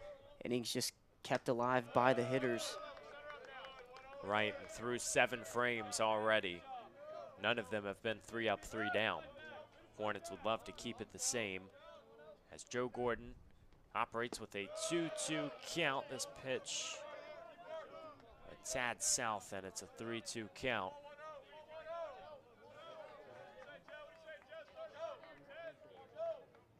Beautiful day in the Hill City. Gordon thinks it's a good one to walk to first as well. He earns the 90 feet, the free pass, and it'll be an 8th straight frame, at least without retiring the batters in order. We'll see if Gavin Collins runs into double trouble as he steps up to the plate. Gordon lead off first, and Collins sends it into right field. Easy work for the right fielder, station to station. The Hornets go, and Gavin Collins once again leading this team in hits to start this contest. Will keep the momentum riding forward. Well, great first 2 at-bats of the inning. Joe Gordon going down 0-2 in the count and driving that count to full count while getting a walk and a first pitch aggressive swing by Collins, poking that one into right field. And again, a perfect way to start this inning. You got no outs, runners on first and second for the red hot Ryder Warren. Freshman steps up, righty and lefty matchup. Warren already loud contact earlier in this game, a single and a triple. That triple was certainly flashy. We've seen a lot of big hits from the hometown Hornets. You're not going to have trouble creating a highlight reel after this game. This one up the elevator shaft, and it looks like Austin Wood at short thought about it. It goes out to center field, Thomas Ashby Field. Similar situation to what we saw in the visiting half of the inning, where Brandon Garcia was unable to come up with the catch. This time 1 down, runners on first and second for the Hornets as Jacob Henry steps in. A really nice pitch, finding that upper top hand corner of that strike zone. Ryder Warren just reaching for it. A tough pitch to swing at. Up in the way is one of the harder pitches to get some solid contact on. Jacob Henry hasn't really had a bad looking swing today. Every single time that bat goes around, he's looking to do something dangerous with it. And a chance now, an 0-1 count, to continue putting this game out of reach. Lynchburg slowly creeping forward, but allowing Pfeiffer right back in. Little delivers down the middle, and therefore a strike, 0-2. We know Jacob Henry, big guy, strong, powerful, violent swing, but when you're 6'4", it does give the pitcher a bigger strike zone to work with. Bigger strike zone, but also Henry with a really big bat. This time ricocheted off the ankle. Has that guard on his left foot. Looked like it's going to be okay. We'll take a second out of the batter's box and regroup.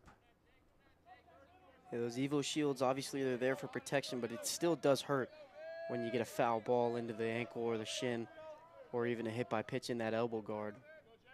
Not much you're going to be able to do about that one. This time out into right field, stays in the air, and the right fielder can't catch up. Jacob Henry continues working. The Hornets will have to send one forward as Henry went to second, and it'll be an easy swipe for Joe Gordon.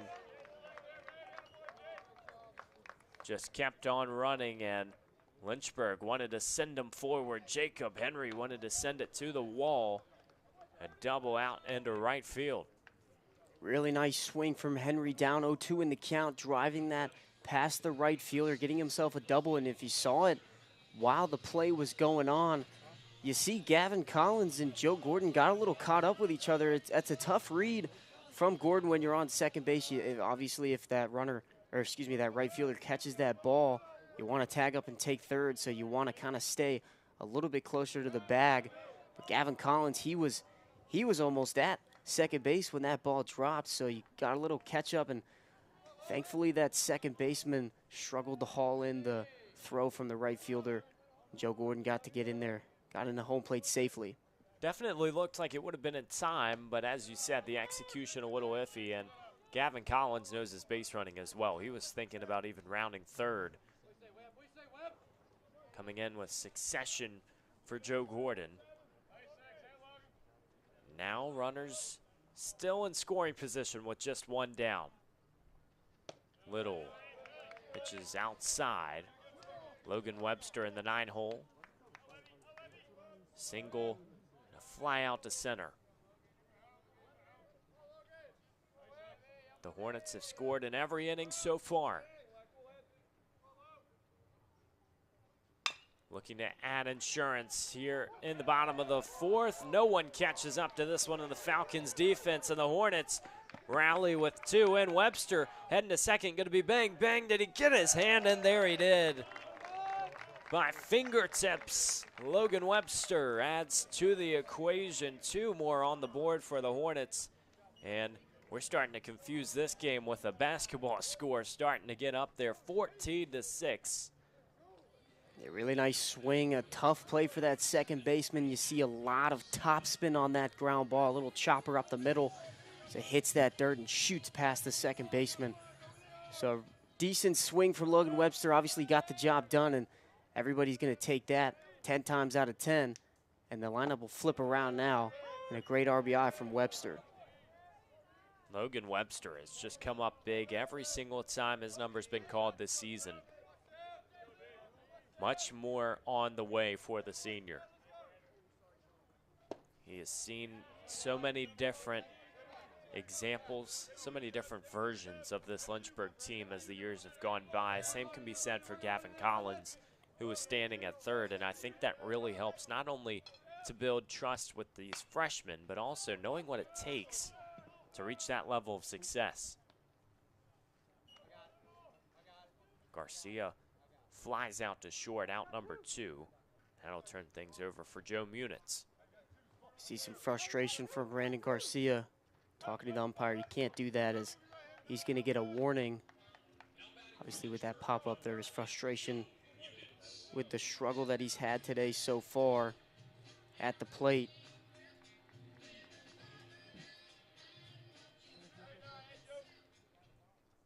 Three-run inning thus far for the Hornets. Joe Munitz steps in for the 4th time. He's reached on all 3 in very different ways. Reached on an error and a walk and got a single last time out. Maybe something more emphatic on the way this time as he looks, swings confidently. That rip results in a strike, 0-1 count. Webster standing on second. Well, when you've reached 3 times in your first 3 at-bats, you have all the confidence in the world. One way or another, he's going to get there, and he's now on for a 4th. Logan Webster hauling around 3rd. Easy work. And Lynchburg adds 1 more, 15-6 in the bottom of the 4th. Joe Munitz pulls another base hit into right field. But there it is again, another hit for Joe Munitz. 4 times. He's been up to the plate, and 4 times he has reached bases. I mean, that's your ideal number 2 hitter, as he's trying to secure that spot at the top of the order. A great job with 2 outs, a great 2-out swing. It's absolutely stifling what this Hornets offense has been able to do so far. 13 hits, 15 runs. We're not even halfway through this game. We've seen a lot of stolen bases also from the Hornets, as they're reading the pitcher and the catchers well so far in this one. Feels like it has been a struggle behind the plate for Carson Whitehead to try and slow the Hornets train down. All day long, we know the Hornets certainly have speedsters and they're not afraid to use them, but it's also been impressive to see the frequency at which they're ready to run. As Ben Jones is back up to the plate, takes a strike, and it's 2-1.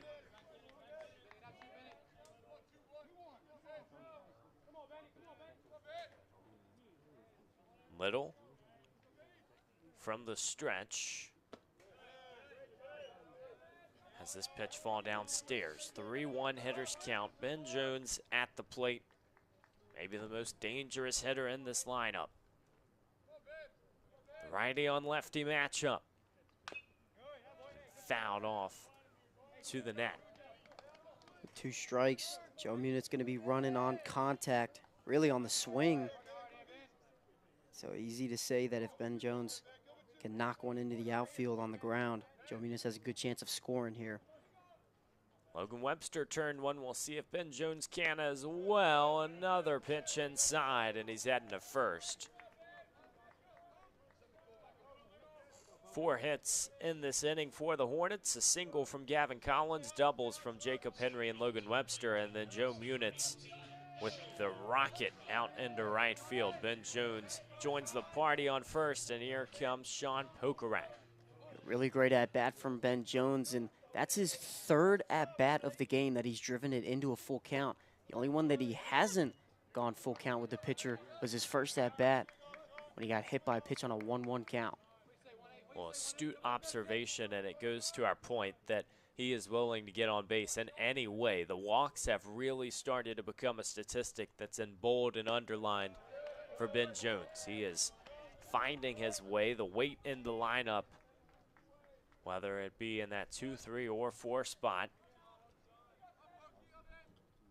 I was talking to him earlier, and I asked him, I said, do you wish the pitchers were throwing to you? Do you wish you could get some hits? And he said, absolutely not. He said, any way that I can get on and help the team. And that's the perfect hitter that you want in that 3 spot. You know he's going to get on majority of the time, whether that is a hit or a walk or hit by pitch. And that's the perfect answer that you can give. Those hits will come in time if you wait long enough. You know that Ben Jones is going to get pitches to swing at throughout the season. Now, it might not be with that frequency right now, but you imagine with the Hornets lineup, as the rest of the hitters start bolstering that batting average, he's going to get more chances. This time, Pokorak went around. Frustration at the plate, but the Hornets add on. They're now up 9 through 4 innings of play here at Fox Field. 21 runs combined, but the Hornets have a strong hand in this contest.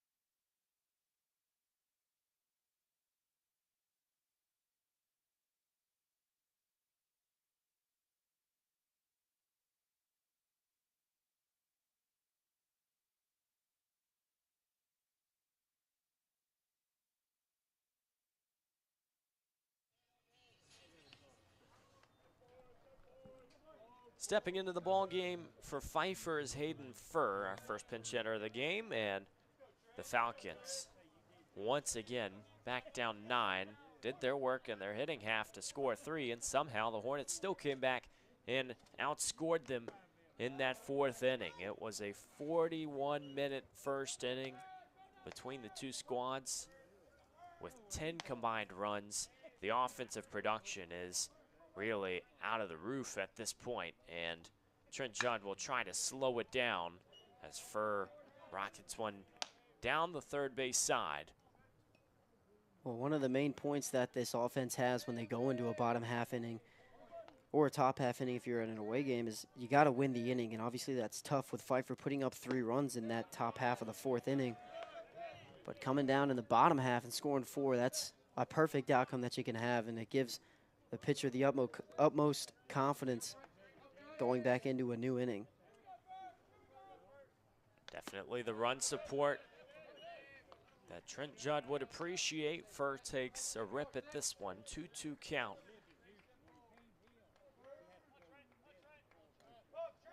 hitting for C.J. Acosta. Carson Whitehead still on deck, and this pitch stays in the zone long enough, lingers, and knocks Furr back to the dugout. One down here in the top of the fifth, and Trent Judd has his first K.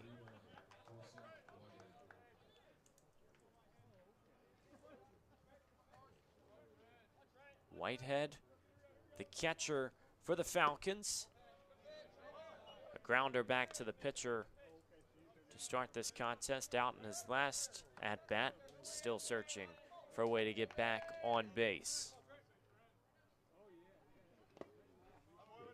This pitch low and in the dirt. 2-0 count.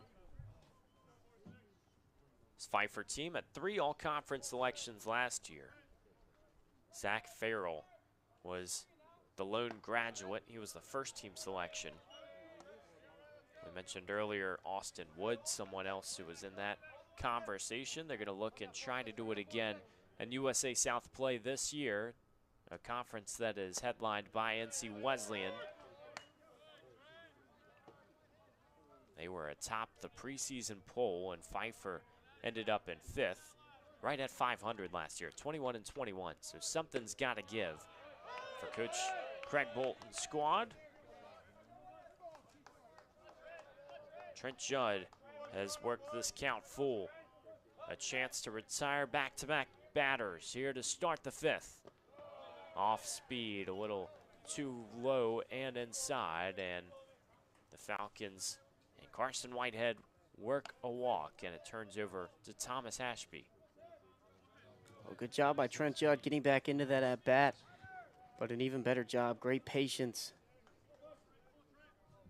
to be able to get that walk.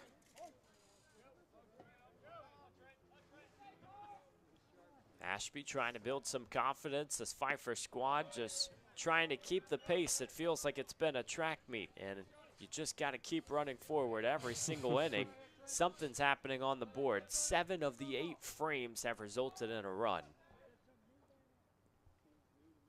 Trent Judd could get out of it with a double play.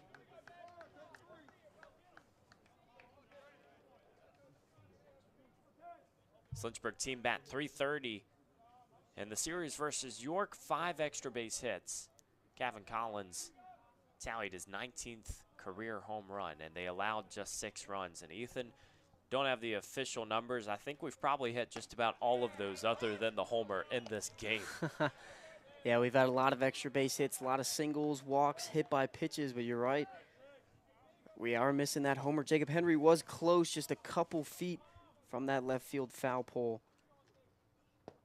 Another nice pitch right down the middle. Trent Judd slows things down, strikes Ashby out, and there's 2 retired as Pfeiffer goes back to the top of the lineup. Levi Barrett will try to stretch things out.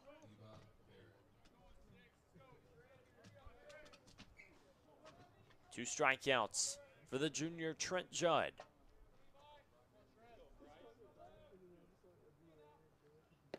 The delivery right in the zone again. Barrett frustrated. A few shakes up the head. A few words to the umpire. He'll get back in there. That's a beautiful pitch. Really nice slider caught. Looked like it was the middle of the zone there. Great way to start the at-bat, getting a first pitch strike. Goes with it again. That off-speed treating Judd well. And now a chance to get Lynchburg back to the dugout. Trent Judd up in the count with 2 strikes. And if you're Barrett, you really don't know what he's going to throw here. You got to be in protect mode. Ready to offer the bag. Fastball outside. Really doesn't get close to the zone. 1-2 count. Carson Whitehead stands on first for the Falcons. The Hornets and the home whites have dirtied them up. They've made their way around the bases today. Fastball down the middle. And 3 strikeout inning for Trent Judd. The pitching display finally wakes up for the hometown Hornets, and they keep Pfeiffer off the board in the top of the 5th. They'll head things over to their hitting half on the other side. You're watching the Lynchburg Hornets Sports Network.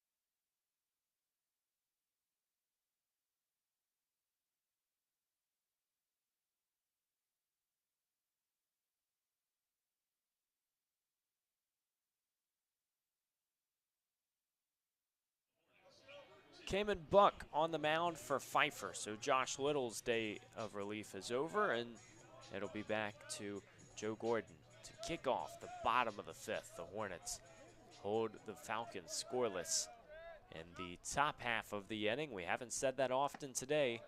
An offensive explosion featuring 21 runs and 21 hits. Lynchburg looks to keep things rolling, and we're running out of space on our score sheets as this little blooper goes to the shortstop. He can't make a play on it, and Joe Gordon is aboard. Apt to imagine that'll end up being a base hit. And nice work once again to start the frame with an on-base opportunity. Gavin Collins now will get another stab at it. On base every chance he's gotten today. A walk, a double, and a single. Again, your ideal middle of the order. You know you're going to get a lot of hit support from Gavin Collins throughout the season. We talked about comfortability earlier, and he's showing today why he's comfortable in that 6th spot. Starting to wake up the bats that these Hornets have so desperately wanted. They had such a tough start to the season, and that's not in the record category. They were 5-1 through those first 6 games. Really did as well as you could have expected against some really difficult competition. You know, they've also won a lot of those close games.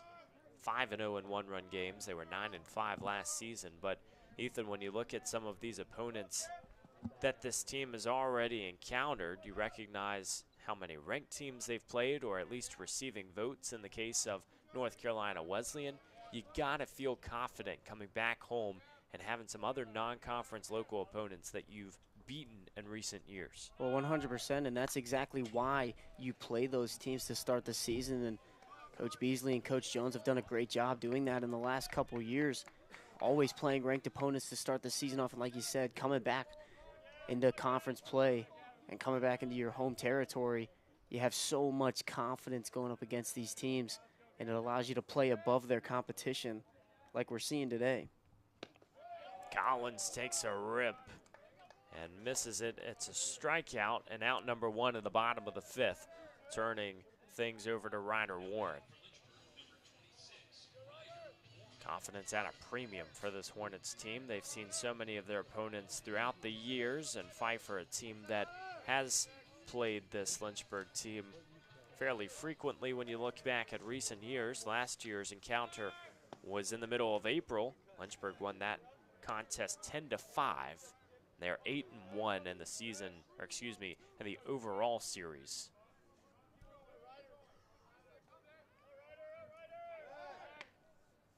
Cayman Buck throws it over to first for Buck. When you look at his season statistics, this is appearance number 3. He also earned a start, but only 2 1/3 innings.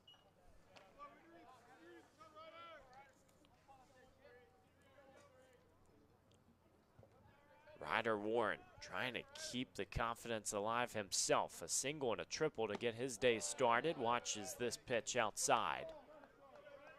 Trying to work his way into a hitter's count. It's 2-1.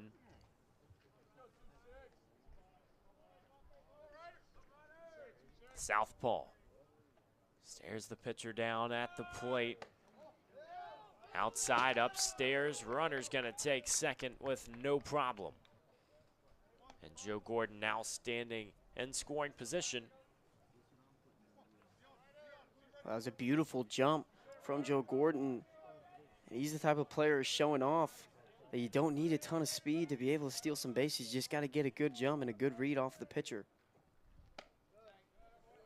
Walk issued to Ryder Warren. So now runners on first and second. Jacob Henry, the man with the big bat, and he's been big time throughout the whole contest, will step to the plate. There's going to be a substitution. Looks like Ethan Smith. First. Yes, Ethan Smith will take over. That'll send Ryder Warren to the dugout. This is really the role that Ethan Smith has stepped in to since joining the program a couple of years ago.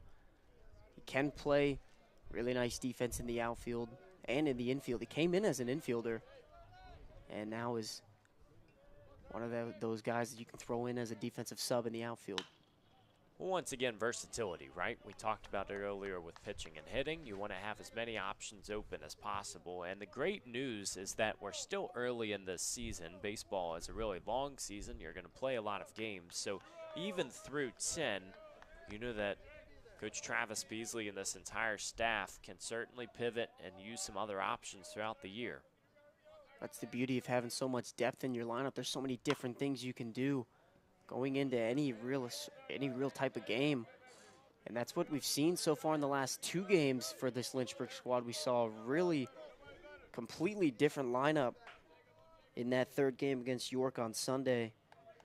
And Jacob Henry finding himself a hit, has found himself in the lineup once again. And he's proven exactly why, as he's got 3 hits and 2 extra bases. Well, he's just fun to watch. And this time we'll have to head back to the dugout on strikes, 2 down, but still so promising. And definitely a lot that can happen as Logan Webster, the 9-hole, is back up 2 for 3 day with a single and a double.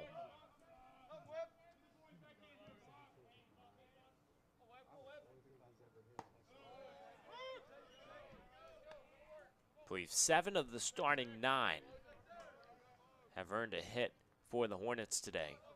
We'll have to go back and double check that. That's the score sheet statistics, always unofficial. As, oh wow, Webster takes one off the helmet. Looked back to the backstop, and that might have helped it. Couldn't tell if it hit his shoulder or something else first, but either way, Hornets have him loaded, and one of the guys who hasn't found that hit yet today, Brandon Garcia, will try to do it on the 5th attempt, and he's certainly capable. Yeah, you're perfect example of a contact hitter. He's that defensive guru at shortstop. And he loves, we talked about it on Saturday, loves that little poke to that left side. He's going to hope to break this slump today and get himself a couple RBIs. Well, Garcia touted for really every part of his game. So good with his speed, can field it short as well, but hitting maybe sometimes overlooked. He's a guy who steps up into big-time situations and makes things happen. Batting .231 coming into this contest, but a .340 on base percentage. 2nd team All-ODAC selection last year, starting 53 different contests. He's got a 3-0 count now. With the bases loaded, trouble for Buck on the mound.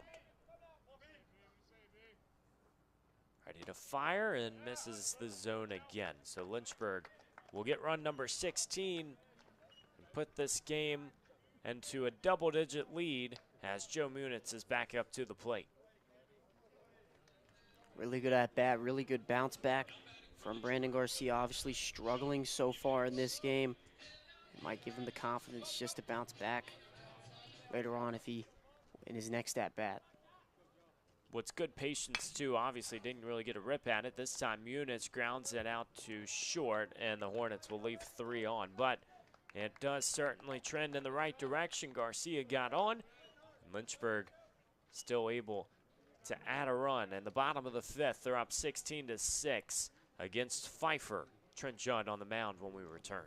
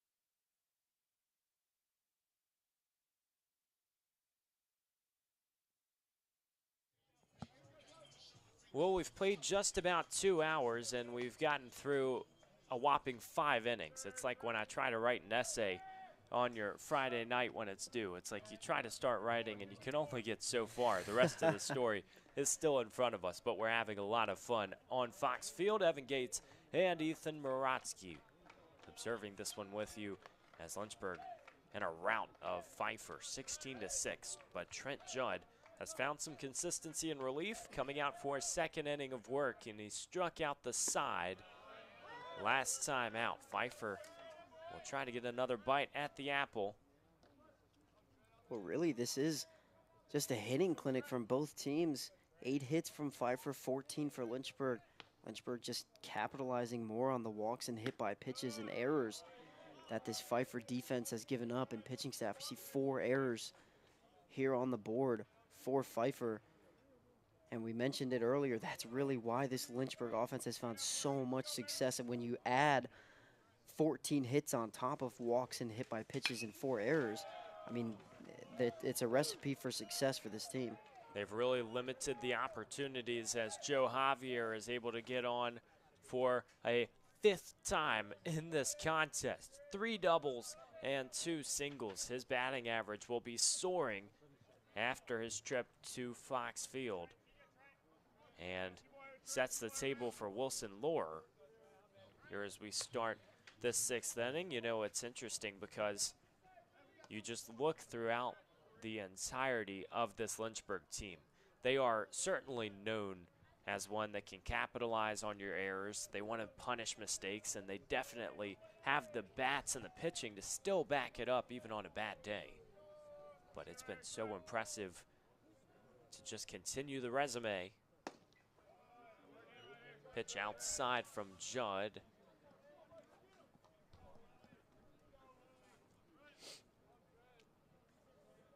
One-0 count.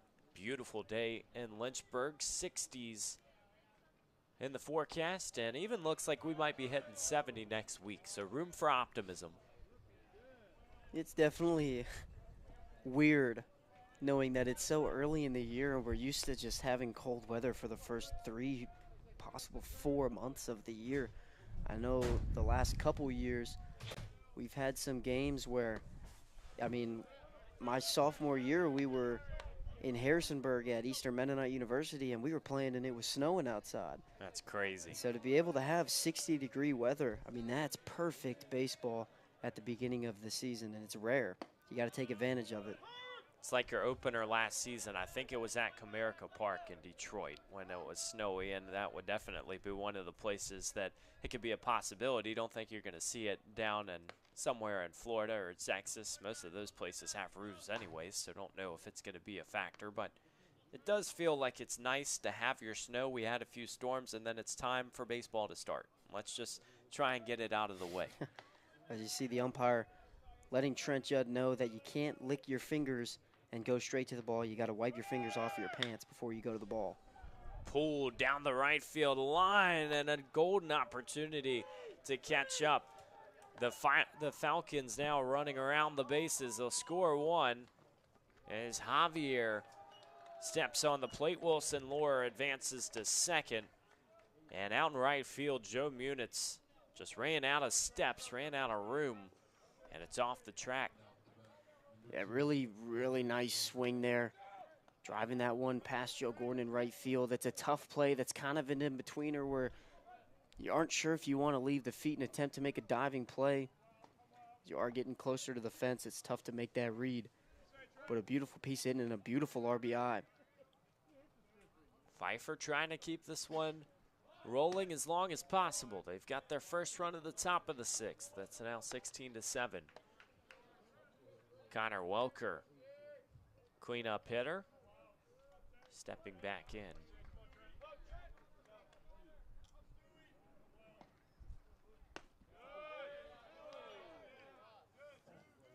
Good pitch, tried to find that inside corner, really, really close on that slider.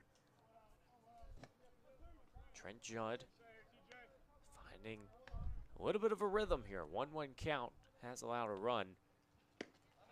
Check swing from Welker, he did go. Works the count 1-2. Correction on the point from earlier. Joe Javier is actually 4 for 4, not 5 for 5. So 2 doubles and 2 singles when we were talking about the time he came around. Just scored a run here in the top of the 6th. Then Walker pulls one through to left field. Stop sign up from Coach Bolton. So runner will have to stay, but Welker, astute observation, and makes the trip to second. So now 2 in scoring position for the Falcons, and once again, trying to load the scoreboard. It might be running out of juice and power if we keep going at this rate. Like I said earlier, I mean, this is a hitting clinic. Pfeiffer not backing down. Obviously, Lynchburg scoring a ton of runs. They've scored a run in every single inning, but Pfeiffer not backing down one bit. Austin Wood at the plate. He's going to have to wait for the mound meeting from the Hornets. Coach Travis Beasley make the trip out to Trent Judd. We'll see what this conversation is like. It doesn't look like any of the Hornets are up and throwing yet. We'll keep our eye out on the left side of the press box. Or maybe they were not throwing anymore because they're ready to come in the game. There will be a pitching change, and it looks like that'll be the day for Trent Judd as he heads to the dugout. We will discuss the pitching change and more on the other side here on the Lynchburg Hornets Sports Network. Hornets up by 9.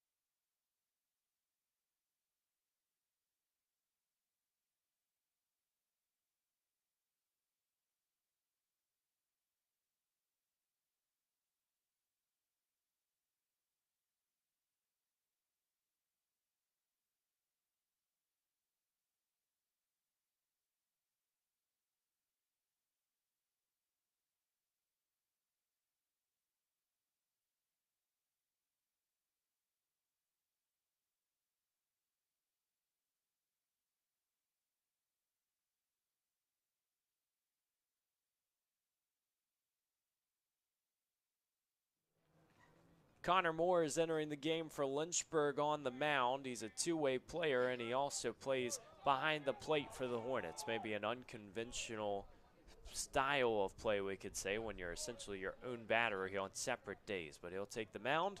He has appeared twice on the mound this season, and those 2 innings pitch hasn't allowed a hit. Ethan, give us some insight. When you're on the mound and you're behind the plate, what does that do for your confidence and the rest of the defense? Well, if usually, like you said, you don't really see that pitcher-catcher two-way kind of style, but Seymour, he's been doing a fantastic job at it. This isn't his first appearance on the mound, but like we said, he is that Game 2 starter behind the plate. He catches Nick Matfield, and like we talked about, it just instills so much confidence when you're a pitcher because you know everything about signs and everything like that. A lot to look forward to. Gavin Collins rips over to first. Run will score for the Falcons, but steady defense to keep another runner off the bags, and Pfeiffer now trailing 16-8. So you mentioned obviously more catching for Matt Field very often. Is that something for Coach Beasley's system that he tends to go with frequently, where you want to have select catchers for select pitchers? Because we know throughout the season it hasn't exactly been that true consistency yet behind the plate.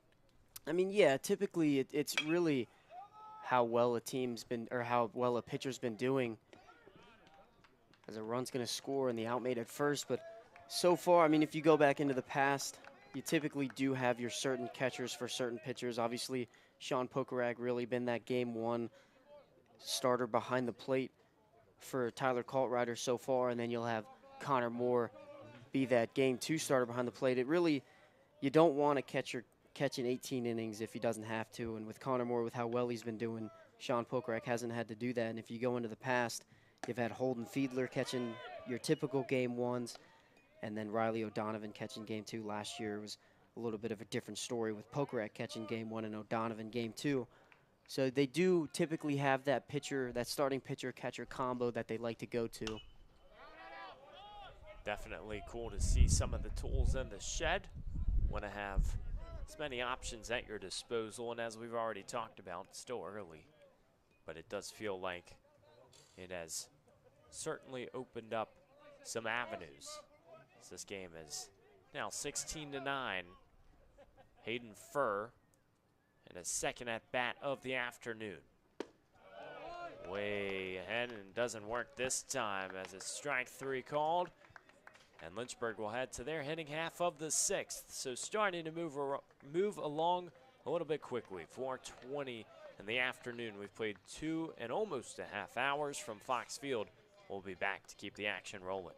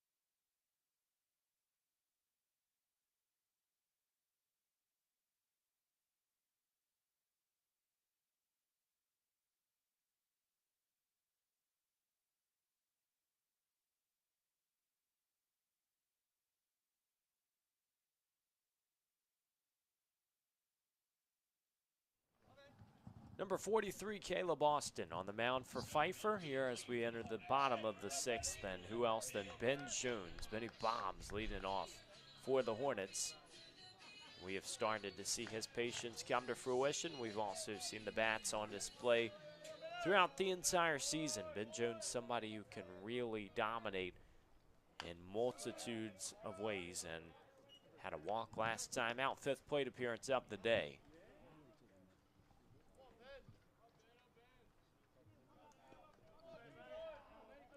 Step in this early March contest. Still a lot of season to be played, and it feels like it's obviously a non-conference play, but starting to get there in that ODAC slate as Ben Jones grounds out to the shortstop, and it's out number 1. Austin Wood retires it, slinging things over to Sean Pokorak.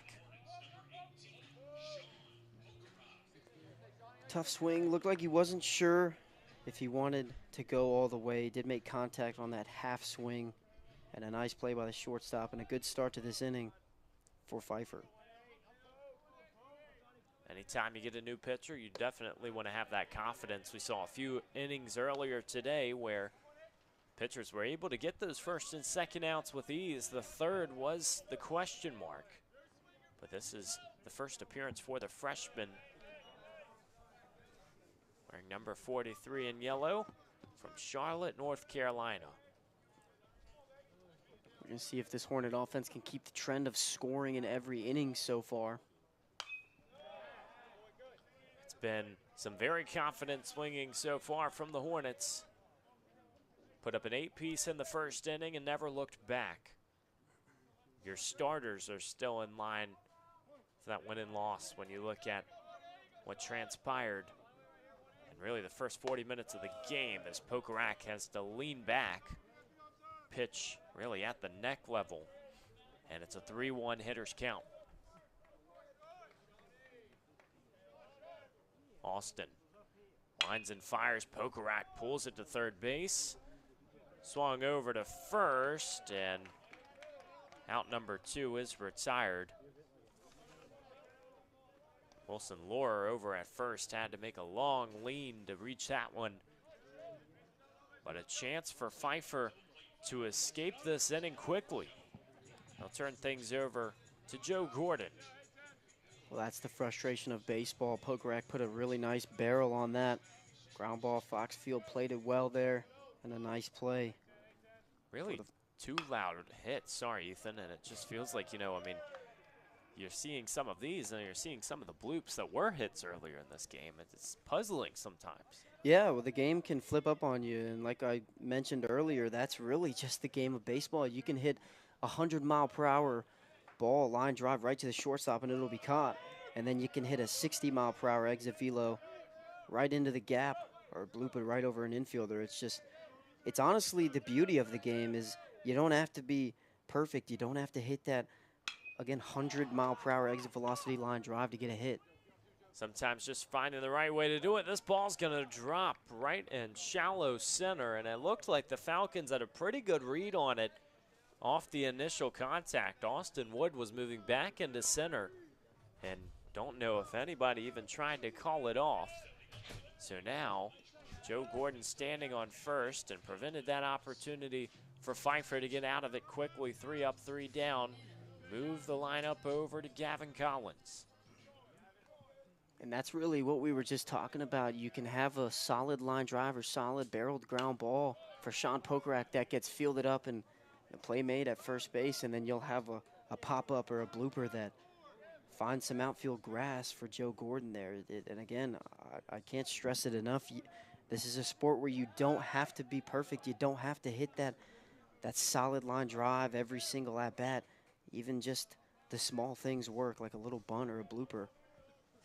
It's all about reading the defense as well. Not exactly the equation with a bloop out into center field. I don't think you're trying to place it there, but at the same time, when you have that as the product of the equation, you'll take it. And Joe Gordon sits comfortably on first as a result. An 0-2 count to Gavin Collins with 2 down. Heading towards the home stretch. 26 hits total in this contest between the two teams in a non-conference affair. Really nice slider there. It looked like a little bit of a slider and a curveball, a little bit of a sweeping curve that would have caught the outside of the zone. Really good fight from Gavin Collins, the veteran. Hanging tough. Takes a pitch outside that had a little too much movement. Gordon had to scurry back to first. This Lynchburg team able to finally get a little bit of rest after what has been a really different start to the season, having all the neutral games as Gordon was heading to second. It didn't matter. It was caught strike 3 anyways. We'll discuss the upcoming schedule and more on the other side. But a good inning from the Falcons defense, trying to hold this Lynchburg team where they're at. We'll be right back on Fox Field.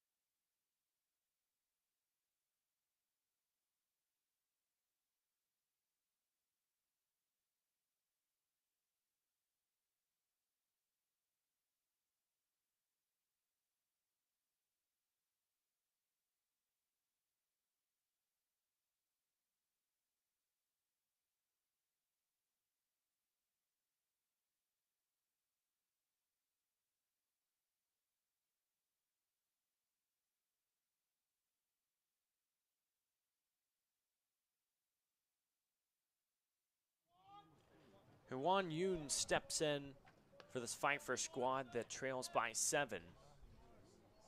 Now in the top of the 7th inning, and Connor Moore is still doing the pitching for the Hornets.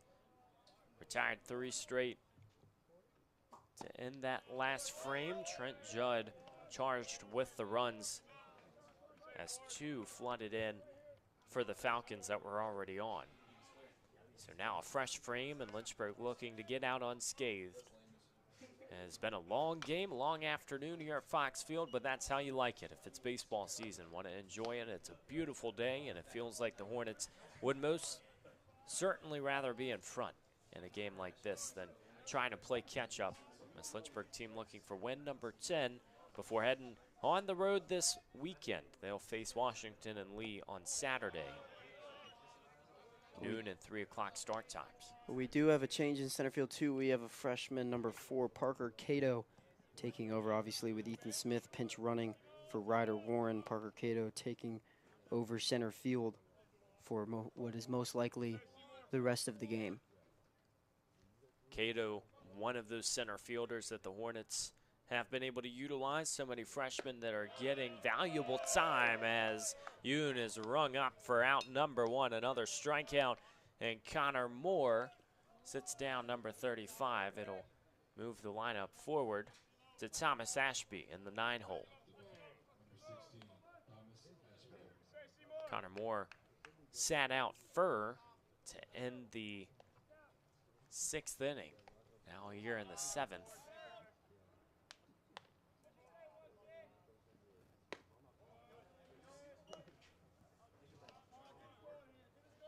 Ashby has struggled today, a pair of strikeouts. This Pfeiffer squad will be playing on Sunday versus LaRoche. 1 and 4 o'clock start times as this one's belted out of right center and stops by the warning track. Ashby on his horse will stop at second, but showing the speed, showing the strength, and able to string together a hit here in the top of the 7th. Still trailing, but a lot of resilience from this Pfeiffer squad. Like we mentioned earlier, this is just a hitting clinic from both teams. Pfeiffer still not giving up. A beautiful swing opposite field into that gap. Perfectly placed in between Parker Cato and Joe Munitz, finding himself an easy double. Seen so many extra base hits today. We'll have to start tallying it up because it feels like the entire way we have seen so many hits out to the warning track. None have escaped the fence yet.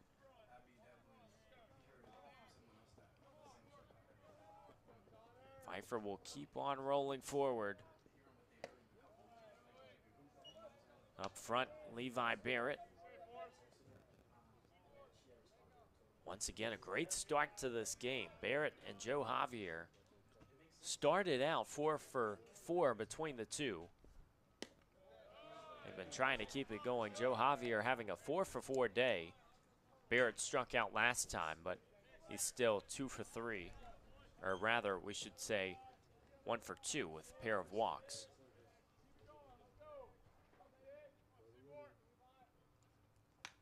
Tied at the plate, fouls it back to the net. He wanted that one back. Seen some really aggressive pitching style from Connor Moore here, not backing down, going down 2-0 count, and then coming back with a nice solid fastball on the corner. Delivery from Moore, pulled to third base. Gavin Collins will look back the runner at second. Makes a smooth looking throw across the diamond. That's always how it happens for number 15 in the short corner. Everything looks so easy, and it moves over to Joe Javier with 2 down. Gavin Collins been your third baseman for almost what'll be 4.5 years if he continues his offensive production and his defensive production. And he's always been solid there in the corner, and they call it the hot corner. And it's a brave man at third base, obviously with the hitters that you have in the ODAC. But again, a solid defender in Gavin Collins. I'll tell you, he makes the game look so easy. I think that's the biggest compliment you can give somebody out there, especially on the defensive end. just understanding the assignment, every single footstep just seems seamless.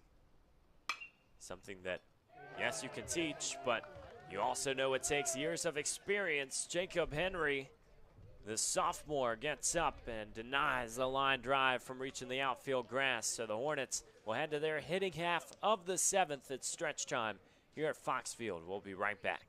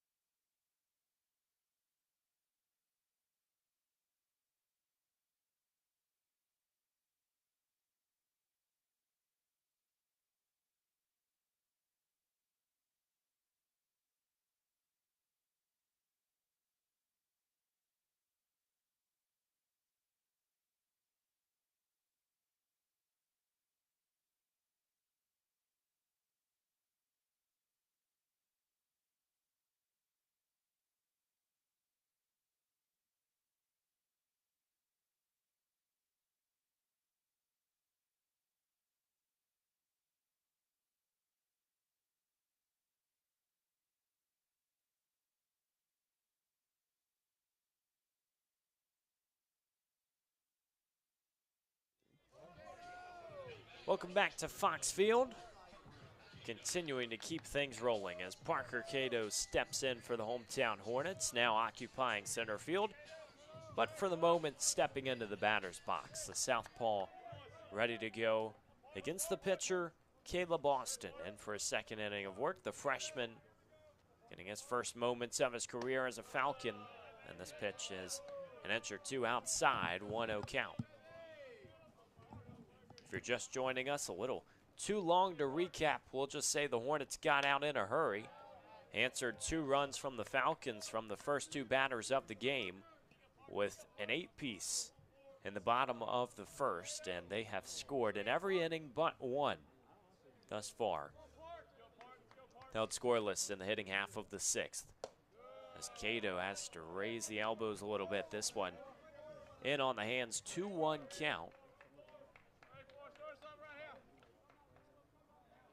Great day at Fox Field, great atmosphere, and for a midweek afternoon contest, you know the crowd's going to be a little bit lighter than normal. And Ethan, you obviously playing with the Hornets for a few years, you've encountered this before, but what does this dugout have to do to almost inject its own energy in a game like this? Really, it's honestly just keeping the vibes up, hanging out with the whole team. Obviously, with the pitchers being in the bullpen, it's really tough to be able to get that energy up. And honestly, the best way that you can keep the energy up is to just keep hitting. I mean, hits are contagious, and if your team's hitting, everybody's going to be cheering in that dugout. So I mean, really, there's no one way that you can keep that energy up. You just got to keep talking, keep helping out the bench players. Got to keep helping out the players on the field, players at the plate. Well, I think that's our job too, to keep talking. We're trying to keep it going. Here, it's been such a fun affair so far in Lynchburg in just its 4th game at home after sweeping York in the first series. It's 61 and sunny here at home as it heads all the way up. Drop tower back down. The second baseman had to field. He fields cleanly, but not without some trouble to begin. Joe Javier having to battle the sun. Retires out number 1 as Parker Cato still stands on first off the walk. And now stepping up for the hometown Hornets once again will be Logan Webster, the red-hot 9-hole. Well, you can't really blame Jacob Henry for being aggressive there on that first pitch with how well he's been hitting the ball. He's had contact just about every time he swung the bat as Cato was on his way, almost had his foot tagged, but not in time. Another stolen base for Lynchburg, and they're essentially giving Pfeiffer a run for their money in that category. The Falcons really had all the base running statistics coming into this contest. They had only been caught stealing once. They were in the top 20 in that category, but Lynchburg has really dominated the base pads, and it's a result of hot hitting as this time Webster sends one into right field. It's going to hit all the way to the track. Cato turning around third, and Webster able to get another double. Dominant display, and once again in the 9-hole. 3 hits on the day, 2 doubles, and the Hornets keep rallying with 17 on the scoreboard. You see that outfield was shifted pole side, and that right fielder really towards the left of where you're normally going to play in the regular depth. Logan Webster taking advantage of that, showing off some speed. Obviously, we know Logan Webster in the playoff run last year's playoff season was cut short with an ankle injury, but he's back and he looks better than ever. It's just so impressive to come out of the gates red hot, because normally a lot of hitters will need a few games to get going, or maybe you're just waiting. Even with the weather, with it being cold right now, that ball doesn't always get up and get out with the frequency that it might in April and May. But Logan Webster has just continued to be efficient, and he's been consistent. I think that's the key point for the Lynchburg coaching staff. We were talking about comfortability in the lineup and where players are. I mean, he looks just so good in that 9-hole. And that's really why he's a perfect double leadoff, because you have a hitter like him in that 9 spot who you're so confident is going to find any sort of way to get on, whether that's with a hit, a double or a walk or hit by pitch. He finds ways to get on first base. That's a perfect way to flip the order, and you've got one of the best leadoff hitters in the country, Brandon Garcia, up right after him. Garcia's so poised. He's had a frustrating day so far. Still searching for his first hit. He got on base in the 5th inning with a walk. Rarely do we say that for number 7 in white, but he can turn the script now with a 2-1 count. Pitch low, but in the zone. Runs the count to 2-2. The freshman pitcher, Austin, trying to sit down another batter and just try to keep the rhythm intact for this Falcon squad. From the stretch, the delivery chopped over to second. Javier had to readjust, throws it over to first for out number 2, but Webster advances 90 feet. That'll bring in the other southpaw, Joe Munitz. Just a frustrating day from Garcia. Can't find the barrel perfectly like he normally does. Like we said, he is one of the better leadoff hitters in this conference and really on the East Coast. And if you can shut him down like Pfeiffer has done today, that's definitely some success for this bullpen. Munitz tried to lay down the bunt that was scurrying down the third baseline, but it will head left, and we'll do it all over again. 0-1 count. That's the problem that a lot of postseason teams ran into. You can stop 1 or 2 up front for Lynchburg, but the problem is you still have 7 others, and it felt like when this Hornets team was hot, every single batter was activated, and you're hoping, if you're Coach Travis Beasley, that you're playing your best baseball in May.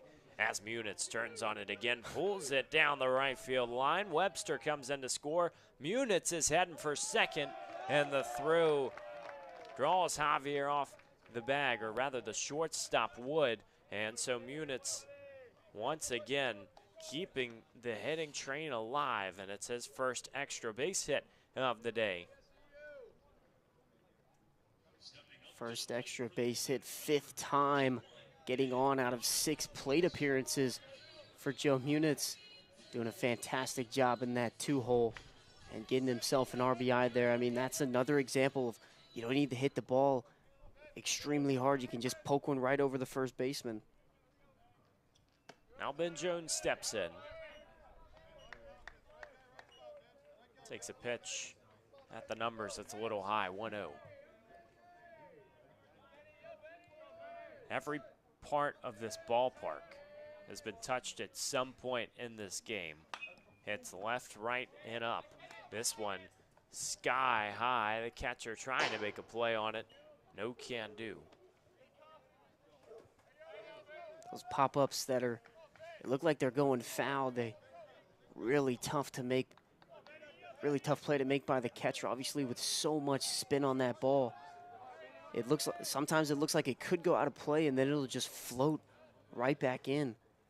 So really tough plays to make behind the plate for catchers.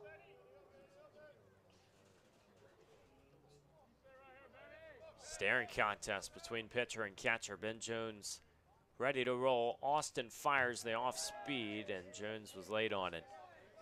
Smile on his face. Maybe knows he could have sent that one out to the wall, but it's a 1-2 count.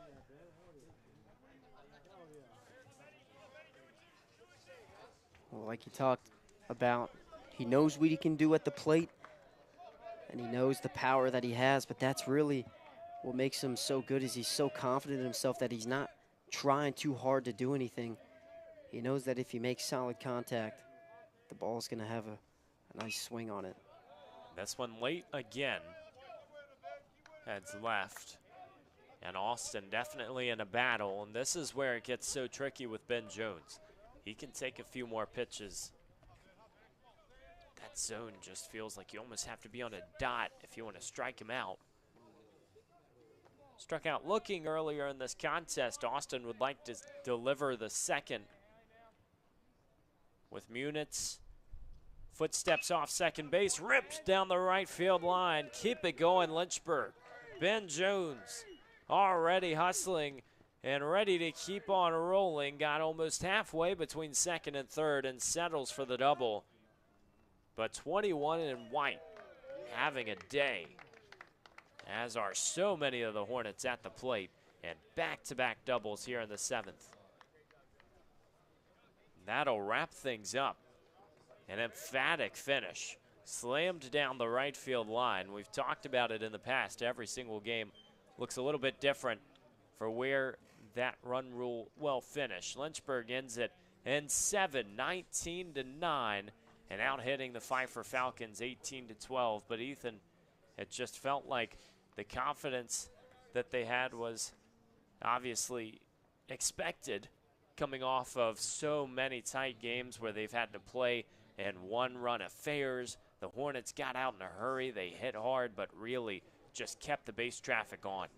Yeah, absolutely. This Hornet offense, we talked about on Saturday with Kyle. We talked about how they were somewhat struggling in the first couple weekends of the season. Obviously, you're going up against really tough opponents.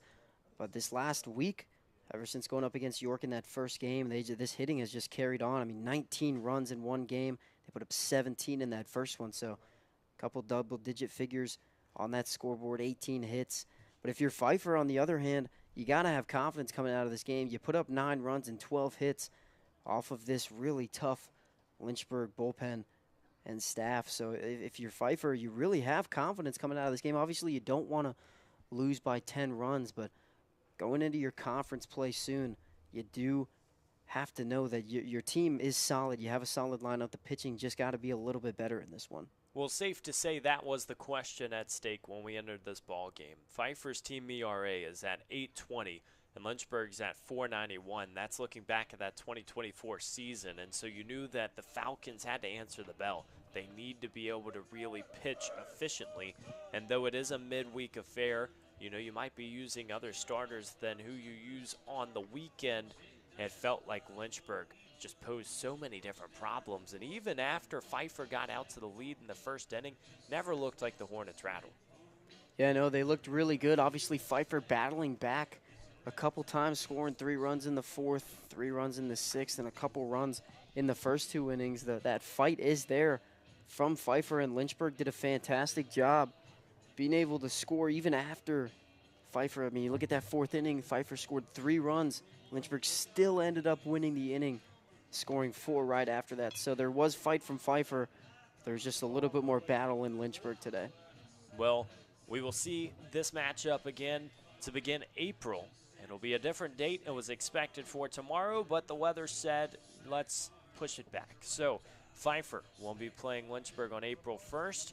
The Hornets will be in action again at Washington and Lee this Saturday, a doubleheader to open up the ODAC slate, and the Hornets are ready for business. 10 wins in their first 11 contests. They keep the Fox Field energy alive and well, and we will see what they can do after putting up 19 runs in this contest. So thanks for watching. It's been a fun, beautiful Tuesday afternoon here in the Hill City, and we will be back very soon. On behalf of the entire LHSN crew, he is Ethan Moratsky, and I'm Evan Gates saying so long from the Hill City.